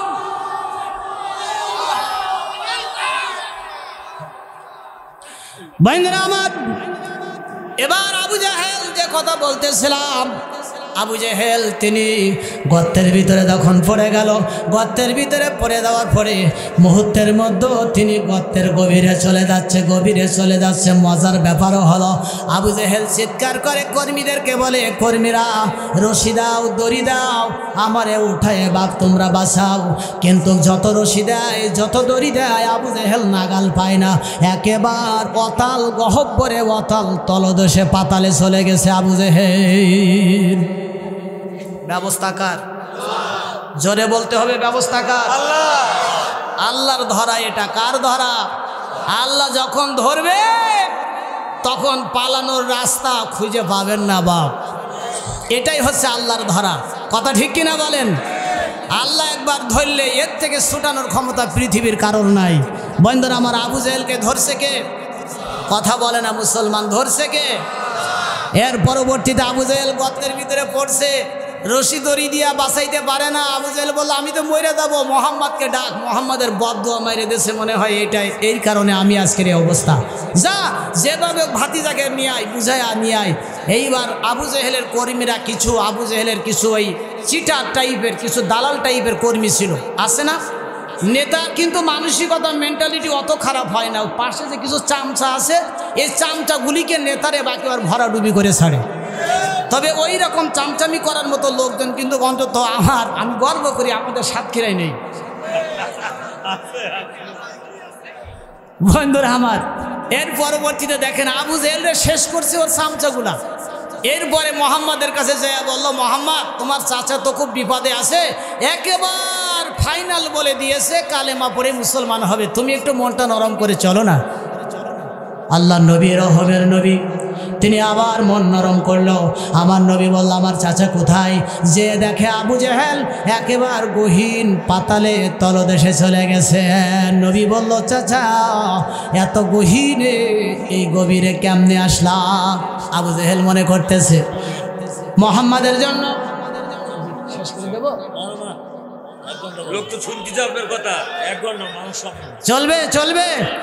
চলবে। আরে বাবা, আলোচনা শুরু করতে পারি নাই, আজকের আলোচনা করে দেবো ইনশাআল্লাহ। রাজি আছেন? লিল্লাহি তাকবীর, লিল্লাহি তাকবীর। আল কোরআনের আলম, তোমার নবী আমার নবী, তোমার নেতা আমার নেতা।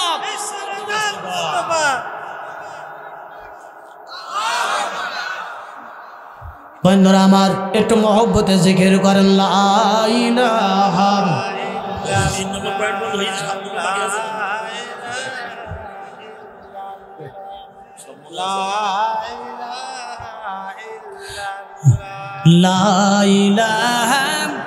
ইল্লাল্লাহু মুহাম্মাদুর রাসূলুল্লাহ সাল্লাল্লাহু। বন্ধুরা আমার, এবার আমার নবী এসে গর্তের উপরে দাঁড়ায় বলল, চাচা গর্ত এত গভীরে কেমনে গেলে? গর্ত কারা করছে, কে করছে? আবু জেহেল কিছু বলে না। আবু জেহেল মনে করতেছে আমি যে গর্ত করছি মোহাম্মদের মারার লাইগা, মোহাম্মদ জানে না কিন্তু জানাইয়েছেন কে? ও বন্ধুরা আমার নবীর কুরআনের দাওয়াত, ইসলামের দাওয়াতকে বন্ধ করার জন্য আবু জেহেল এই মরণ কুয়া আমার নবীর জন্য খুঁড়লো। বন্ধুরা মাটির গভীরে, মাটির নিচে এত গভীর এই গর্ত করলো। আজ যদি আপনারা বন্ধুরা আমার এইরকম যদি মিলান একটু চিন্তা করেন, বিবেক দিয়ে যদি চিন্তা করেন, বাংলার জমিনেও দেখবেন ইসলামকে বিদায়ের জন্য, কোরআনের কথাগুলি বন্ধ করার জন্য বন্ধুরা আমার মাটির নিচে আয়না ঘর নামক অনেক গর্ত মাটির নিচে করা ছিল কিনা? কিন্তু এইগুলি আছে, এইগুলি কিন্তু থাকবে, এটা জনগণের দাবি। কিন্তু যারাই করছে হয়তো আজও কালক আবু জেহেলের মতো গর্তের ভিতরে পড়া লাগবেও। রাগ করতেছেন? আমি কি বানিয়ে কিছু বললাম? আমি তো কোরআনের একটা আয়াতের তাফসীর করতেছি মাত্র। আমি রাজনীতি রীতি বুঝি না, আমি এইগুলি করার টাইম আর পাই না। ওয়াজ করবো কখন এইগুলি, আমি এইগুলি বলিও না। বন্ধুরা আমার কান লাগাবেন, আমি যে কথা বলতেছিলাম, আমার নবী বলল চাচা তুমি যদি একবার কালেমা পড়ো, কথা দাও মুসলমান হও, আমি আল্লাহে আমার আল্লাহর পক্ষ থেকে বলতেছি আমি তোমারে বাঁচাবো, উঠাইব, অসুবিধা নাই। আবু জাহেল বলল ভাতিদা আমিও কথা দিলাম কালেমা পড়বো, তবে তুমি ওপরে আমি গভীরে নিচে, আমি দম ছাড়তে পারি না, কালেমা কেমনে পড়বো? আজকের আমার একবার উঠাইয়া দাও, তোমার হাতে হাত রেখে কালেমা পড়ে আমি মুসলমান হতে চাই। আল্লাহ নবী যখন গর্তের ভিতরে হাত ঢুকাইয়া দিয়েছে, আল্লাহ জিব্রাইলকে বলল জিব্রাইল আমার হাবিব হাত ঢুকাইয়া দিয়েছে, গর্তকে বরাবর করে দিয়ে দে।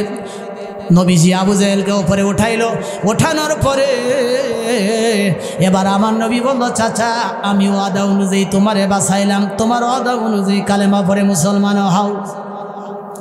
আবু জেহেল বলল মুহাম্মদ আমি আশ্চর্য হয়ে যাইতেছি, আমার শত শত কর্মী তারা সবাই ফেল হয়েছে, কেউ বাঁচাইতে পারে নাই, আর তুমি উপরে দাঁড়াইয়া হাত দিয়ে কেমনে বাঁচাইলা, কেমনে উঠাইলা রে? এ মোহাম্মদ ভাতিজা বুঝতে পেরেছি তোমার মতো এত বড় জাদুকর মক্কার জমিনে আর নাই। আমার নবী কি জাদুকর ছিল? বন্ধুরা আমার এর পরবর্তীতে আবু জেহেলের ৩ নম্বর মিশন, কান লাগাবেন। এইবার সিদ্ধান্ত নেছে এইভাবে না, মোহাম্মদ যখন রাতে যখন তিনি ঘরের ভিতরে ঘুমায়ে থাকবে, এই মুহূর্তে সমস্ত সন্ত্রাসীদের হাতে অস্ত্র দিয়ে বলল মোহাম্মদের ঘরটা ঘেরাও করো, আজকে রাতেই মোহাম্মদের কল্লা কেটে দেওয়া লাগবে, কল্লা কেটে দিতে হবে, আগামীকাল সকালে যেন মোহাম্মদ তিনি কল্লার সঙ্গে করে নিয়ে কোরআনের দাওয়াত দিতে না পারে। বন্ধুরা আমার হিজরতের সময় হয়ে গেছে, হিজরতের 4 দিন আগে, ধরে বলেন কয়দিন? একটু কথা বলা লাগবে বাপ, কথা বলা লাগবে। হিজরতের 4 দিন আগে আল্লাহর নবী বুঝতে পেরেছে হিজরত করা লাগবে। এই মক্কার ভিতরে মক্কার জালিমেরা আমার হয়তো আর বেশি দিন থাকতে দেবে না, এই জন্য আল্লাহর নবী তিনি বুঝতে পেরে হিজরতের 4 দিন আগে তিনি জয়নাবের বাড়িতে গেছেন। নবীর কলিজার টুকরা মেয়ে জয়নাব, আবুল আহাবের তিনি ছিল পুত্রবধূ। আল্লাহর নবী তিনি যখন পথ দিয়ে যাচ্ছে জয়নাবকে দেখার জন্য, কিছু দূর যাওয়ার পরে নবীজি লক্ষ্য করলেন এবং শুনতে পাইলেন কিছু যুবকেরা আল্লাহর নবীকে গালিগালাজ করতেছে। আল্লাহর নবী যখন ওই যুবকদের নিকটে গেল, নিকটে যাওয়ার পরে নবীজি তখন লক্ষ্য করলো ওখানে জয়নাবের স্বামীও আছে, অর্থাৎ নবীর আপন জামাই যুবকদেরকে লেলিয়ে দিয়েছেন নবীর বিরুদ্ধে, নবীকে অপমান করার জন্য। আল্লাহর নবী কিছুই বললেন না, কিছুই মনে করলেন না। আল্লাহর নবী শত অপমান সব কিছু সহ্য করে জয়নাবের বাড়িতে যায় তিনি বলল মা জয়নাব কেমন আছো তুমি? জয়নাব ঘরের থেকে বাইরে এসে বলল বাবা আমি অনেক ভালো আছি বাবা, ও বাবা আমি অনেক ভালো আছি। আল্লাহ নবী বলল জয়নাব তুমি বলছো ভালো আছো, তোমার চোখের নিচে এই রক্তের দাগ, হাতে মাইরের দাগ, চাবুকের আঘাত, এইগুলি কেন? জয়নাব বলল, বাবা এটা কিছু না, এটা তো এমনি সহ্য করা লাগবে, কারণ আমি যে মুহাম্মদ সাল্লাল্লাহু আলাইহি সাল্লামের মেয়ে। বন্ধুরা আমার, একজন বাবা মেয়ের বাড়িতে দিয়ে যদি দেখে মেয়ে কি, মেয়ের শরীরে রক্তের দাগ আছে, মায়ের দাগ, পৃথিবীর জমিনের কোন নিষ্ঠুর বাবা মেয়ের অবস্থা দেখে মেয়ের বাড়ির থেকে কেউ যাইতে পারে না। হারে কেমনে কদম উঠাইবে? আল্লাহর নবী কাঁদতে কাঁদতে নবী জয়নাবকে আল্লাহর জিম্মায় রেখে তিনি চলে গেল। তার 4 দিন পরে নবীজির হিজরত হয়ে গেল।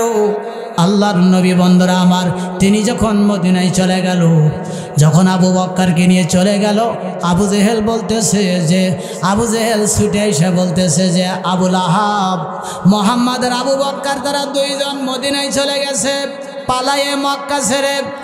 এই মুহূর্তে মুহাম্মাদের মেয়ে জয়নাবকে ঘরের থেকে বের করে আনো, ওকে চাবুক দিয়ে মারো, ওরে জুলুম করো, নির্যাতন করো। কারণ হলো আজকের মুহাম্মদ নেই, মুহাম্মাদের মেয়ের উপরে জুলুম নির্যাতন করলে এটাই হবে মুহাম্মাদের উপরে প্রতিশোধ নেওয়া।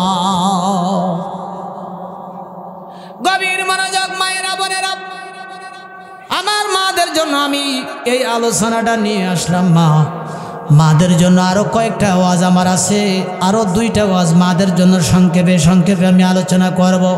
নবীর মেয়ে, আল্লাহর নবীর মেয়ে জয়নাবকে আবু জেহেল আবুল আহাব উঠানে চেয়ারে বসে অর্ডার করে ছেলে উতাইবাকে বলতেছেন যে, যা তোর স্ত্রী অর্থাৎ মুহাম্মদ সাল্লাল্লাহু আলাইহি ওয়াসাল্লামের মেয়ে জয়নাবকে ঘরের থেকে বের করে এনে চাবুক দিয়ে মার, পিটা, কারণ ওর বাবা মুহাম্মদ আমাদের অনেক যন্ত্রণা দিয়েছে, ওই পুরা যন্ত্রণা তার মেয়েকে দিবি, এটাই মুহাম্মাদের প্রতিশোধ নেওয়া হবে। নবীর মেয়ে জয়নাবকে ঘরের থেকে বের করে এনে চাবুক দিয়ে মারি, পিটাই, মাটিতে গোড়াগড়ি করে জয়নাবকে দেখে বলে, প্রাণের স্বামী আমাকে আর মাইরো না, এইভাবে আমাকে না মেরে তোমরা পারলে আমাকে একেবারে জীবনে মেরে ফেলো। জয়নাব বলল, না, তোমাকে এইভাবে একেবারে জীবনে মেরে ফেলা যাবে না, মারবো না, তিলে তিলে যন্ত্রণা দেব, এটা হবে তোমার বাবা মুহাম্মাদের উপরে প্রতিশোধ নেওয়া। জয়নাব বলল, আমার গর্ভে 6 মাসের একটা সন্তান আছে, তোমাদের বংশের সন্তান, প্রাণের স্বামীরে আমাকে বাঁচতে দাও, আমি কথা দিতেছি আবার এই সন্তানটা আমি প্রসব করে ডেলিভারি হওয়ার পরে সন্তান তোমাদের কাছে রেখে তোমাদের ঘর বাড়ি সব ছেড়ে আমি আমার বাবার কাছে আমি মদিনায় চলে যাব, কথা দিতেছি। আবুল আহাব বলল, জয়নাব তা হবে না, কারণ হলো তোমার গর্ভের সন্তান যদি এই বাড়িতে জন্ম দাও, তাহলে তোমার গর্ভের সন্তান মুহাম্মাদের অনুসারী হয়ে আমাদেরকে জ্বালা যন্ত্রণা দেবে, যেমন তোমার বাবা আমাদেরকে যন্ত্রণা দিয়েছে, ওইভাবে তোমার গর্ভের সন্তানও আমাদের যন্ত্রণা দেবে। সুতরাং এই বাড়িতে তোমার সন্তান জন্ম দেওয়া চলবে না। বন্ধুরা আমার, জয়নাব তিনি অনেক আকুতি করে আবুল আহাবকে, আমাকে একটু সময় দাও, আমি এখন এই সন্তান নিয়ে আমি কোথায় যাব, কোথায় যে আশ্রয় নিব গো? এই গর্ভের সন্তান কোনো অপরাধ করে নাই, এই সন্তান নিয়ে আমি কোথায় যাব? তোমাদের বংশের সন্তান তোমাদের কাছে রেখে যাব। এক পর্যায়ে বন্ধুরা আমার, আবুল আহাব বলল, জয়নাব এই বাড়িতে তুমি যদি থাকতে চাও তোমার 2টা শর্ত মানা লাগবে। 1 নম্বর শর্ত হলো তুমি যে কালেমা পড়েছো, ঈমান এনেছো, তোমাকে ঈমান ছাড়তে হবে, কালেমা ছেড়ে দেওয়া লাগবে। 2 নম্বর তুমি যে মুহাম্মদ সাল্লাল্লাহু আলাইহি ওয়াসাল্লামের মেয়ে, আমাদের সামনে তোমার বাবাকে অস্বীকার করা লাগবে। এই 2টা শর্ত যদি মানতে পারো তাহলে এই বাড়িতে তোমার সম্মান মর্যাদা থাকবে, এই বাড়িতে তুমি থাকতে পারবে, সন্তান প্রসব করতে পারবে। হে আবুল আহাব কি বলো, আমাকে যদি টুকরে টুকরে করে দাও, যেই জবান দিয়ে আমি ঈমানের ঘোষণা দিয়েছি, আমি যেই জবান দিয়ে কালেমা পড়েছি, আমি ঈমান ছাড়তে পারবো না। মুহাম্মদ সাল্লাল্লাহু আলাইহি সাল্লাম বিশ্বনবী আমার বাবার মতো বাবা দুনিয়াতে আর হতে পারে না, আমার বাবাকে অস্বীকার করতে পারবো না। এই কথা বলার পরে জয়নবকে গলা ধরে বাড়ির থেকে বের করে দিয়েছে। তিনি আছার খেয়ে উঠানে যেয়ে পড়েছে, আবুল আহাবের উঠানে। জয়নব ওখান থেকে কাঁদতে কাঁদতে তিনি আল্লাহর কাছে দরখাস্ত করতেছে আর বলতেছে, ও রব তুমি আরশে আজিম থেকে দেখো, আজকে নবীর আহাল হওয়ার কারণে, নবীর মেয়ে হওয়ার কারণে আমার ওপরে নির্যাতনের এই জুলুম, এদের বাড়িতে আমার জায়গা হবে না গো আল্লাহ। আল্লাহ গো, ও আল্লাহ, আমার বাবার কাছে মদিনায় তুমি আমারে পৌঁছায়া দাও। রব্বি কারীম,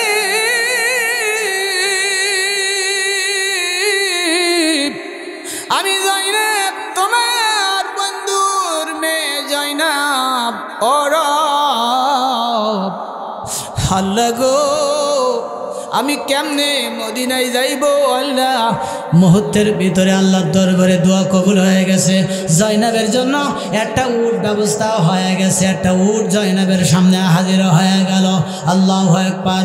জয়নব ওই উটের পিঠে উঠে তিনি যখন মদিনায় রওনা হয়ে গেছে, নবীর কাছে চলে যাবে জয়নব। আবু জেহেল বাড়ির থেকে ঘর থেকে বের করে দিয়েছে, আর জায়গা যাবে না তারা। বন্ধুরা আমার, জয়নব যখন রওনা হয়ে গেছে উটের পিঠ থেকে, যখন তিনি উঠে যখন রওনা হয়ে গেছে, এদিকে আবুল আহাব তার দুই ছেলে উতাইবা, বন্ধুরা আমার, উতাইবাকে দুই ছেলেকে বলল, যাও তোমরা ওই যে নিরাকার ফাঁকা জায়গায় যে ওখানে তোমরা বিষাক্ত তীর নিয়ে অপেক্ষা করবে। মুহাম্মাদের মেয়ে জয়নব যেন জীবিত থেকে মদিনায় বাবার কাছে যে এই জন্য নালিশ করতে না পারে। কষ্ট হচ্ছে আপনাদের? আমার মাদের জন্য, তাদের সারা জীবনের ঈমান প্রমোট করার জন্য একটা খুব ভালো একটা ওয়াজ, একটা লিডিং সাপোর্ট হয়ে যাবে ইনশাআল্লাহ তাআলা। তিনি উটের পিঠে উঠে তিনি যখন মদিনার উদ্দেশ্যে যখন রওনা হয়ে গেছে, আমার হাজী সাহেব এখানে আছেন, আমার দারুল আরকামের যিনি সার্বিক পরিচালনাকারী অভিজ্ঞ মুআল্লিম মাওলানা খায়রুল বাশার গাজ্জালী সাহেব। বন্ধুরা আমার অনেক আপনজনেরা ওনার মাধ্যমে কাবা তওয়াফ করে আসছে, আলহামদুলিল্লাহ বলেন। বন্ধুরা আমার, জানেন ওনারা যারা হাজি আছেন, এখানে হাজি আছেন না? অনেকে আছেন। মক্কা থেকে মদিনা 500 কিলোমিটারের রাস্তা, এর মাঝখানে একটা জায়গা আছে জোহবা নামক। এই জায়গায় আবুল আহাবের দুই ছেলে ওখানে তারা লুকায়ে আছে বিষাক্ত তীর নিয়ে। নবীর মেয়ে জয়নব যখন ওখানে যাবে, তারা প্ল্যান করেছে বিষাক্ত তীর মেরে জয়নবকে ওখানেই তারা খতম করে দেবে। এদিকে জয়নব আল্লাহর কাছে কান্দে আর বলে, রব, আমি তো তোমার হাবিব, আমার তোমার বন্ধুরা হাল বন্ধুর মেয়ে, আল্লাহ আমাকে তোমার বন্ধুর কাছে মদিনায় আমার বাবার কাছে তুমি পৌঁছায়া দাও। আবুল আহাবের দুই ছেলে ওই জোহবা নামক ওই জায়গায়, ওই মিডিলে ওখানে তানারা দুই ছেলে বসে আছে জয়নবকে খতম করার জন্য। জয়নব যখন উটের পিঠে উঠে তখন যাইতে যাইতে ওই জায়গায় পৌঁছাইছে, আবুল আহাবের দুই ছেলে তীর মারতেছে, এলোমেলোভাবে পাতারি তীর মারে। কয়েকটা তীরের মধ্যে একটা বিষাক্ত সজোরে নিক্ষিপ্ত তীর এসে নবীর মেয়ে জয়নবের কোমরে বিঁধে গেছে। জয়নব আছার খেয়ে উটের পিঠ থেকে জমিনে আছার খেয়ে পড়ে গেছে মরুভূমির উপরে। মুহূর্তের মধ্যে জয়নবের 6 মাসের সন্তানটা ওখানে ডেলিভারি হয়ে গেছে। সন্তানটা ডেলিভারি হওয়ার পরে জয়নবের শরীর থেকে এত বেশি রক্তক্ষরণ হচ্ছিল, এক পর্যায়ে বন্ধুরা আমার একদিকে রক্তক্ষরণ হয়, অপর দিকে বিষাক্ত তীরের যন্ত্রণা। এই দুই যন্ত্রণা এত বেশি ব্যথাতুর যন্ত্রণা, নবীর মেয়ে জয়নব চিৎকার করে কাঁদতে কাঁদতে বেহুশ হয়ে জমিনে পড়ে গেছে। বন্ধুরা আমার, এবার যখন বেহুশ হয়ে গেছে, আবুল আহাবের দুই ছেলে মনে করতেছে জয়নব মারা গেছে, দুই ছেলে তারা বাড়ি চলে গেছে। বন্ধুরা আমার, ইতিমধ্যে যখন ওই উটটা লক্ষ্য করতেছে যে জয়নব বেহুশ হয়ে গেছে, উট বুঝতে পেরেছে উটের বোঝার এই হিকমত দিয়েছেন কে?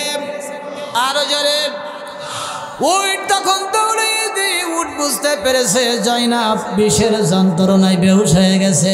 একটা অবলা জানোয়ার উট, তিনি দৌড়াইয়ে দেয় জয়নাবের কামড়ে, এই কোমরে যে কামড় মেরে বিষাক্ত তীরটা উট উঠাইয়া দিয়েছে। উট যখন জয়নাবের কোমর দিকে তীরটা যখন কামড় মেরে যখন উঠায় যখন ফেলে দিয়েছে, জয়নাবের বিষ মুক্ত হয়েছে, যন্ত্রণা মুক্ত হয়েছে। জয়নাব এবার হুঁশ এসেছে। তিনি হুঁশ ফেরার পরে এবার জয়নাব চিৎকার করে করে কান্দে। এমন কোন দরদি, এমন কোন নবীর উম্মত আছে নাকি? আমি নবীর আহাল, আমি নবীর মেয়ে জয়নাব, আমি তোমাদের কাছে একটু পানি চাইতেছি। এই জনপদের মানুষের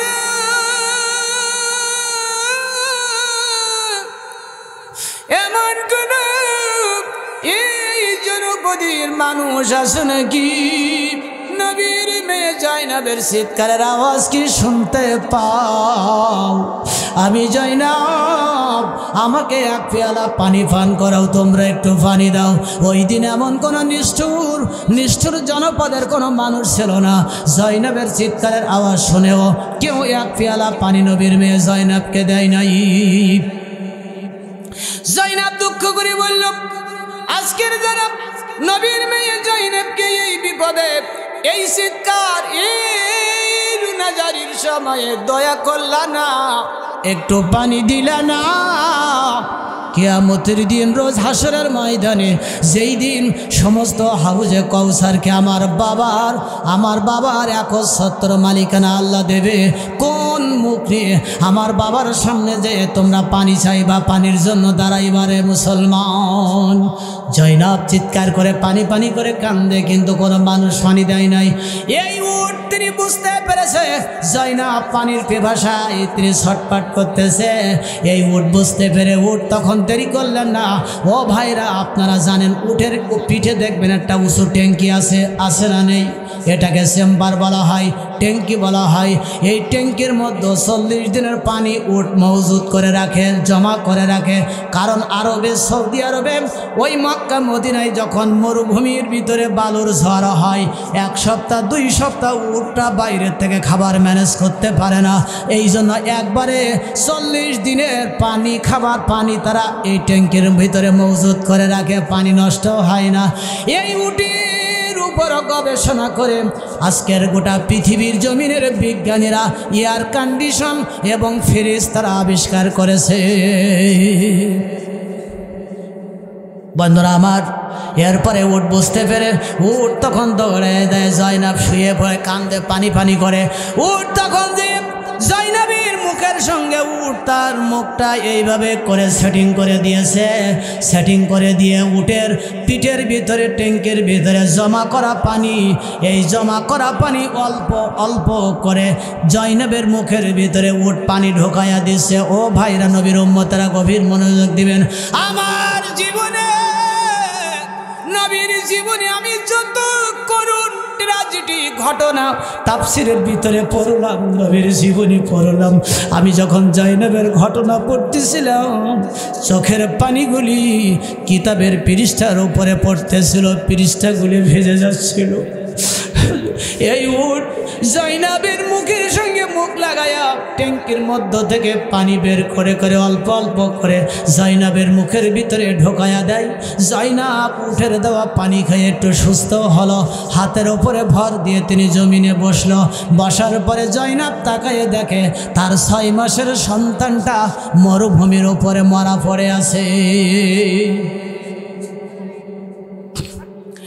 জয়নাব চোখের পানি ছেড়ে কান্দে,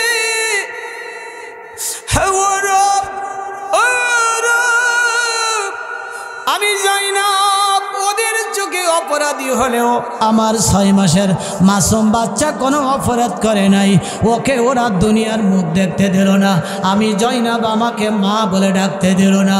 ও রব, আমার সন্তানকে ওরা কেড়ে নিল। এই পৃথিবীর জমিনে একজন বাবা মার জন্য এর সে বেদনা, এর সে কষ্ট আর হতে পারে না।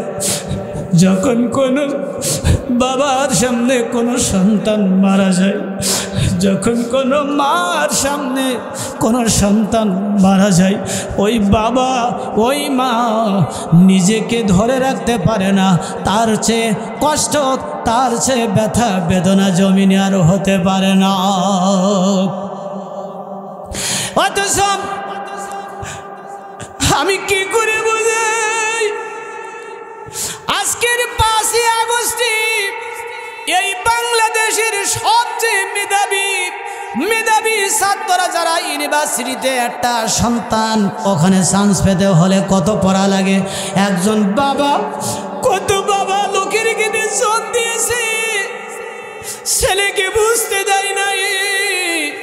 বাবা ছেঁড়া লুঙ্গি সেলাই করে, ছেঁড়া জামাটা সেলাই করে লোকের খেতে জন দিয়ে ছেলের ইউনিভার্সিটির মাইনের টাকাগুলি পরিশোধ করেছে। বাবা খাই নাই, মা খাই না, ওই ছেলের টাকা দিয়েছে বই কেনার জন্য, টাকা পাঠা দেওয়া হয়েছে।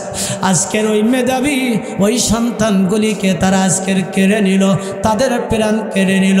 আজকের যে মেধাবী সন্তানগুলি আজকের এই বাংলার জমিন থেকে ঝরে গেল, আপনারা খোঁজ নিয়ে ওদের বাবার কাছে যান, মার কাছে যান। ওদের বাবারা এখনো পর্যন্ত চোখের পানি শুকায় নেই। বালিশে যখন তারা মাথা দেয়, প্রত্যেকটি বাবা মার চোখের পানিতে বালিশগুলি এখনো পর্যন্ত ভিজে যায়। আজকে তোমরা কি মনে করেছো এই মজলুম বাবা মা অসহায়, এই মজলুমদের আত্মনাদ আল্লাহর দরবারে কবুল হয়ে গেছে?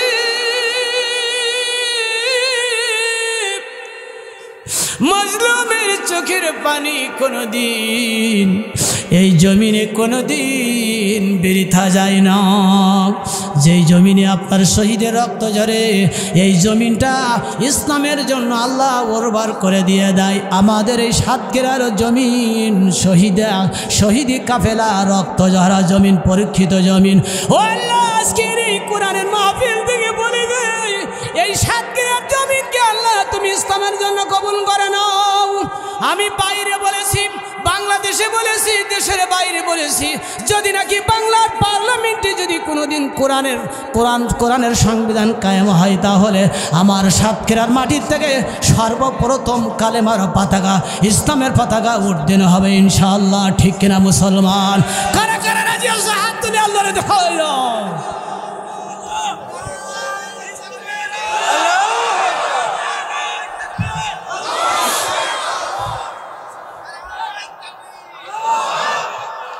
বন্ধুরা আমার, আমি যে আলোচনা করতেছিলাম, কারণ আমার এই জন্মভূমি মাতৃভূমি এই সাতক্ষীরার মানুষগুলি ইসলাম প্রিয় মানুষ। তারা যেই মতের মতো থাক না কেন, কোরআনের ব্যাপারে, ইসলামের ব্যাপারে তারা কখনো ছাড় দিবে না। ঠিক কিনা? নবীর মেয়ে জয়নব, বন্ধুরা 6 মাসের মরা সন্তানটার দিকে তাকায় আর কান্দে, চোখের পানি ছেড়ে, আল্লাহ আমার সন্তানকে ওরা কেড়ে নিল। এর পরবর্তীতে বন্ধুরা আমার জয়নব কান্দি, ও সন্তান আমি তোরে বাঁচাইতে পারলাম না, হে সন্তান আমি অনেক চেষ্টা করেছি, তোরে বাঁচাইতে পারলাম না। বন্ধুরা সন্তানের জন্য তখন জয়নব কাঁদতেছে। উট বুঝতে পেরেছে জয়নবের চোখের পানি ভাষা। উট তখন মরুভূমির ভিতরে মাটি খুঁড়ে খুঁড়ে উট একটা কবর খনন করলো। উট কবর খনন করে জয়নবের মৃত সন্তানটা উট কামড় মেরে ওই কবরের ভেতরে উট নামাইয়া দিল। ওই নবীর উম্মত এই দুঃখ, এই কষ্ট রাখার জায়গা নাই, কোনো মানুষ নাই। একটা উট অবলা জানোয়ার জয়নবের মৃত সন্তানকে মরুভূমির ভিতরে কবর খনন করে মাটি দিল। মাটি দেওয়ার পরে মুখ দিয়ে সরায়া কবরটা লেবেল করে দিয়া উট তখন এসে জয়নবের কাছে শুয়ে বলল, আর বলল, ও জয়নব এখনো বিপদ মুক্ত হও নাই, আমি উটের পিঠে উঠে বসো, আমি উট তোমাকে নিয়ে তোমার বাবার কাছে রহমের নবী মদিনাতে আমি পৌঁছায়া দেব। জয়নব উটের পিঠে উঠে বসেছে, উট রওনা হয়ে গেছে। এদিকে আল্লাহর নবী আল্লাহর নবী ঘরের দিকে তিনি বেরিয়ে কাঁদতে কাঁদতে নবীজি রাস্তায় এসে দাঁড়ায়া তিনি চেয়ে আছে যে রাস্তাটা মক্কা থেকে সরাসরি মদিনায় সংযুক্ত হয়েছে, ওই রাস্তার মোড়ে আমার নবী আপনার নবী রহমের নবী দাঁড়ায়া ডুগরে ডুগরে নবীজি কান্দে, নবীজি কান্দে, নবীর চোখের পানিগুলি গড়িয়ে পড়ে দাঁড়িয়ে ভিজে ভিজে। সাহাবীরা বলল, ইয়া রাসূলুল্লাহ, আপনি কেন এইভাবে কান্দেন? কার জন্য কান্দেন? আপনি এই রাস্তার ওপরে কার জন্য অপেক্ষা করেন গো নবী? আর বারবার মরুভূমির দিকে তাকান, কেন কান্দেন? আল্লাহ নবী বলো, সাহাবীরা, আমার হতভাগিনী জয়নাব বড় বিপদে পড়ে আছে, আমার জয়নাব মদিনার দিকে আসতেছে, এই জন্য আমি নবী আমার জয়নাবের জন্য অপেক্ষা করতেছি।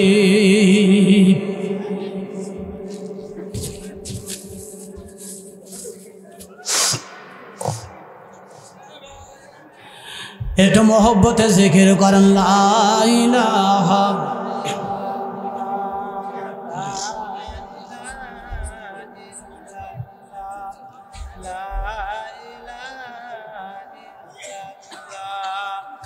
লা ইলাহা ইল্লাল্লাহু মুহাম্মাদুর রাসূলুল্লাহ সাল্লাল্লাহু। আমার মন মজায়া রে, দিল মজায়া মুর্শিদ আপন দেশে যায়। দয়াল রে,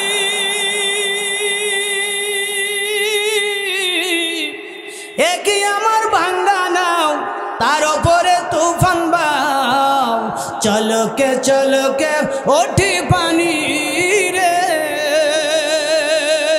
কয় মুর্শিদের ঠাই এ তরির ভরসা নাই, লওয়া দরিয়ার মাঝে রে, আমার মন মজায়া রে, দিল মজায়া মুর্শিদ আপন দেশে যায়। নদী পথে নৌকা চালাও ও মাঝি ভাই, বেলা ডোবার আগে আমি ওপার যেতে চাই, ডুবে গেলে বেলা যে আর ওঠে না, ভেঙ্গে গেলে বেমেলা যে আর জমে না, মাইলে মোমেন সুয়ে মোমেন মিশাওয়াত, মাইলে কাফের সুয়ে কাফের মিশাওয়াত। বন্ধুরা আমার, যখন নবীজি দাঁড়ায় দাঁড়ায় কাঁদতেছিল, সাহাবীরা বলল, নবীকে এইভাবে কাঁদবেন না। হঠাৎ করে কথা বলতে বলতে বন্ধুরা আমার জয়নাব উটের পিঠে উঠে নবীজির নিকটে পৌঁছায়া গেল।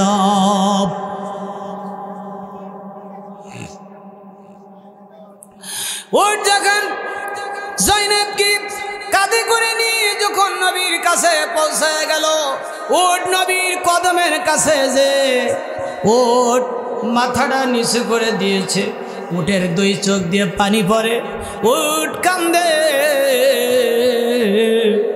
উট কান্দে আর বুঝায় উটের ভাষা।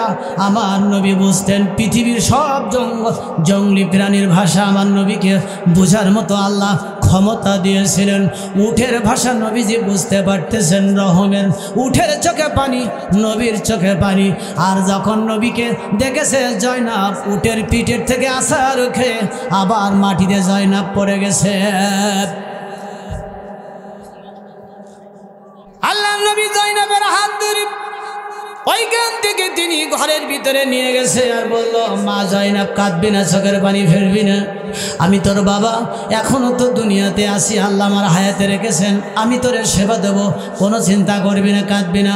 বন্ধুরা আমার, জয়নাব এমন কোনো জায়গা নেই শরীরে যেখানে তারা মারে নাই, আঘাত করে নাই। বন্ধুরা আমার, এরপরে জয়নাবকে আল্লাহ নবী নিয়ে হুজরার মধ্যে শোয়ে দিয়েছে। আল্লাহ নবী বলল, জয়নাব একটু অপেক্ষা করো।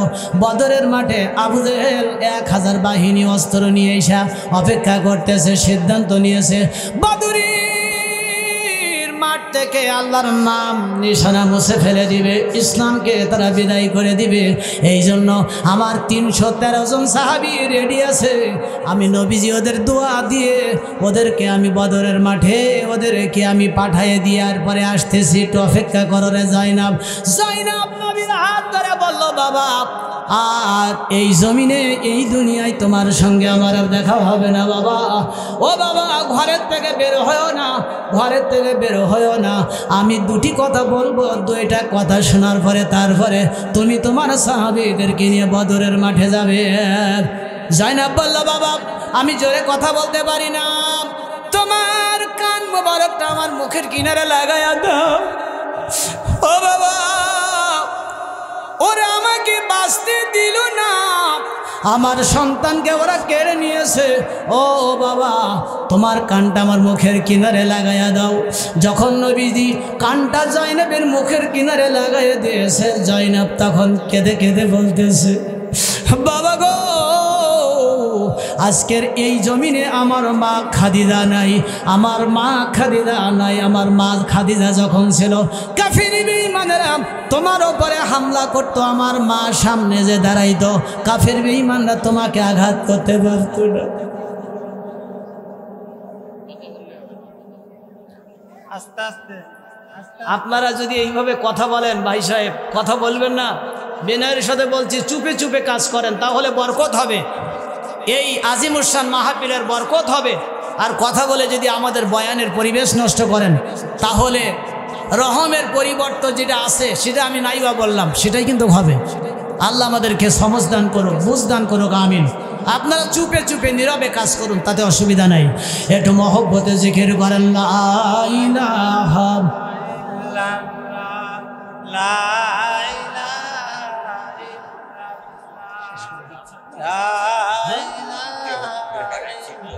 আর কত কষ্ট হচ্ছে আপনাদের? শেষ করে দিতাম। আর কয় মিনিট চলবে? 1 ঘন্টা বলতেছেন তো, সেই আপনার শুরুর থেকে এইভাবে বলতেই আছেন। চলবে, সারা রাত চলবে, সবাই থাকবেন, সারা রাত থাকেন এইখানে, আমরা নেমে যাচ্ছি। বন্ধুরা আমার, 1 অক্টোবর থেকে একটা রাত বিশ্রামের সুযোগ নাই। একেবারে 1 তারাবির দিন পর্যন্ত মাহফিল নেওয়া আছে, দিনে দিনে একটা, রাতে 2টা, এইভাবে প্রত্যেক দিন 2টা 3টা দাওয়াত নেওয়াই আছে, চলতে আছে। আপনারা দোয়া করেন আল্লাহর কাছে। আমি নাসিস, আপনাদের সন্তান, আমি তো এই সাতক্ষীরা কলারুয়ারি সন্তান, আমার জন্য দোয়া করবেন না? দোয়া করেন। কারণ হচ্ছে সারা বাংলার জমিনে এভাবে করে কোরআনের দাওয়াত নিয়ে আমাদেরকে চলতে হয়, চলতে হচ্ছে। যারা দিনের দায়ী, আল্লাহ সকলকে হেফাজত করুন। আমিও আপনাদের জন্য অন্তর থেকে, কলিজার থেকে দোয়া করে যাব। আমার ব্যবসায়িক ভাইদের জন্য দোয়া করব, আল্লাহ যেন আমার ব্যবসায়িক ভাইদের ব্যবসায় বরকত ঢেলে দেন। জোরে বলেন আমিন। যে আলোচনাটা করতেছিলাম আমি শেষ করে দিতেছি, এরপরে দোয়া। বন্ধুরা আমার, জয়নাবের ঘটনাটি খেয়াল করুন, মায়েরা বোনেরা খেয়াল করুন। মা জয়নাব আল্লাহ নবীকে ডেকে কানে কানে বলতেছেন, আব্বা আজকের আমার মা খাদিজা নেই, আমার মা নেই। আমার মা যতদিন এই মক্কায় ছিল, ও বাবা, আমার মা সবসময় তোমাকে আলগে রেখেছে, তোমার পাশে আমার মা সবসময় দাঁড়ায়েছে, সুখে দুঃখে বিপদে আপদে। আজকের আমার মা খাদিজা নাই। ও বাবা, আমি জয়নাব দুনিয়া থেকে চলে যাইতেছি। বাবা, আজকের তোমার দুঃখ, তোমার কষ্ট কে বুঝবে, কে দাঁড়াবে পাশে? আমি আজকে তোমাকে আমার আল্লাহর জিম্মায় রেখে যাইতেছি গো বাবা। জয়নাব ওই দিন দোয়া করেছিল নবীজির কানে কানে, ও রব্বি কারীম,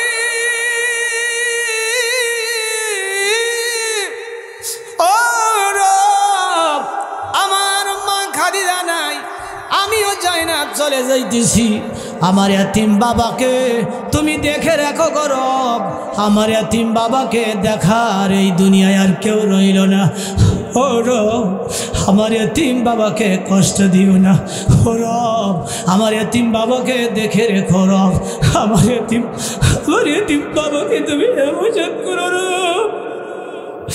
জয়নব কান্দে, চোখের কোনা বেবে পানি নয়, রক্তের ফুটাগুলি টপ টপ করে জয়নবের পড়তেছিল। জয়নব আর একটা দোয়া করেছিল, রব্বে কারীম আমার বাবা বদরের মাঠে যাচ্ছে 313 জন সাহাবী নিয়া।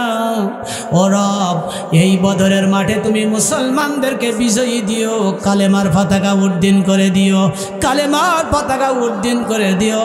আজকের বদরের মাঠে মুসলমানদেরকে আল্লাহ তুমি বিজয়ী দান করে দিও। জয়নব এই দুইটা দোয়া করে তিনি বলল, বাবা আমার হাতে আর সময় নাই, তুমি আমার জন্য দোয়া করে দাও বাবা। আমি এখন দেখতেছি আল্লাহ রহমের ফেরেশতারা জান্নাতের ঘরটা এনে আমি জয়নবের সামনে ধরেছে। এই কথা বলে জয়নব তিনি দুনিয়া থেকে বিদায় নিল, তিনি ইন্তেকাল করলো। বন্ধুরা আমার, এরপরে নবীজি বাইরে এসে ডুকরে ডুকরে নবীজি কান্দে আর সাহাবীদেরকে ডাক দিয়ে বলল, ও আমার সাহাবীরা, তোমরা কোথায়?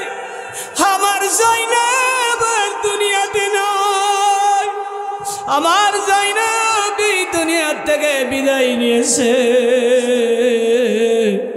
আমি নবী, আমার মা নাই, বাবা নাই, আমার খাদিজা ছিল, খাদিজা নাই, আমার মেয়েদের মধ্যে আমার জয়নব ছিল, আমার জয়নবও দুনিয়ার থেকে চলে গেল। আমি নবীজি বড় একা হয়ে গেলাম, এতিম হয়ে গেলাম।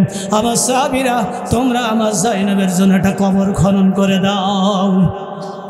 নবীর সাহাবীরা জয়নবের জন্য একটি কবর খনন করে দিল।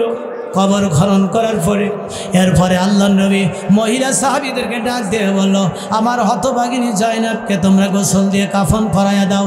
আমি নবীজি আমার মা জয়নবকে, আমার জয়নবকে আমি নবী নিজেই কবরে নামাবো।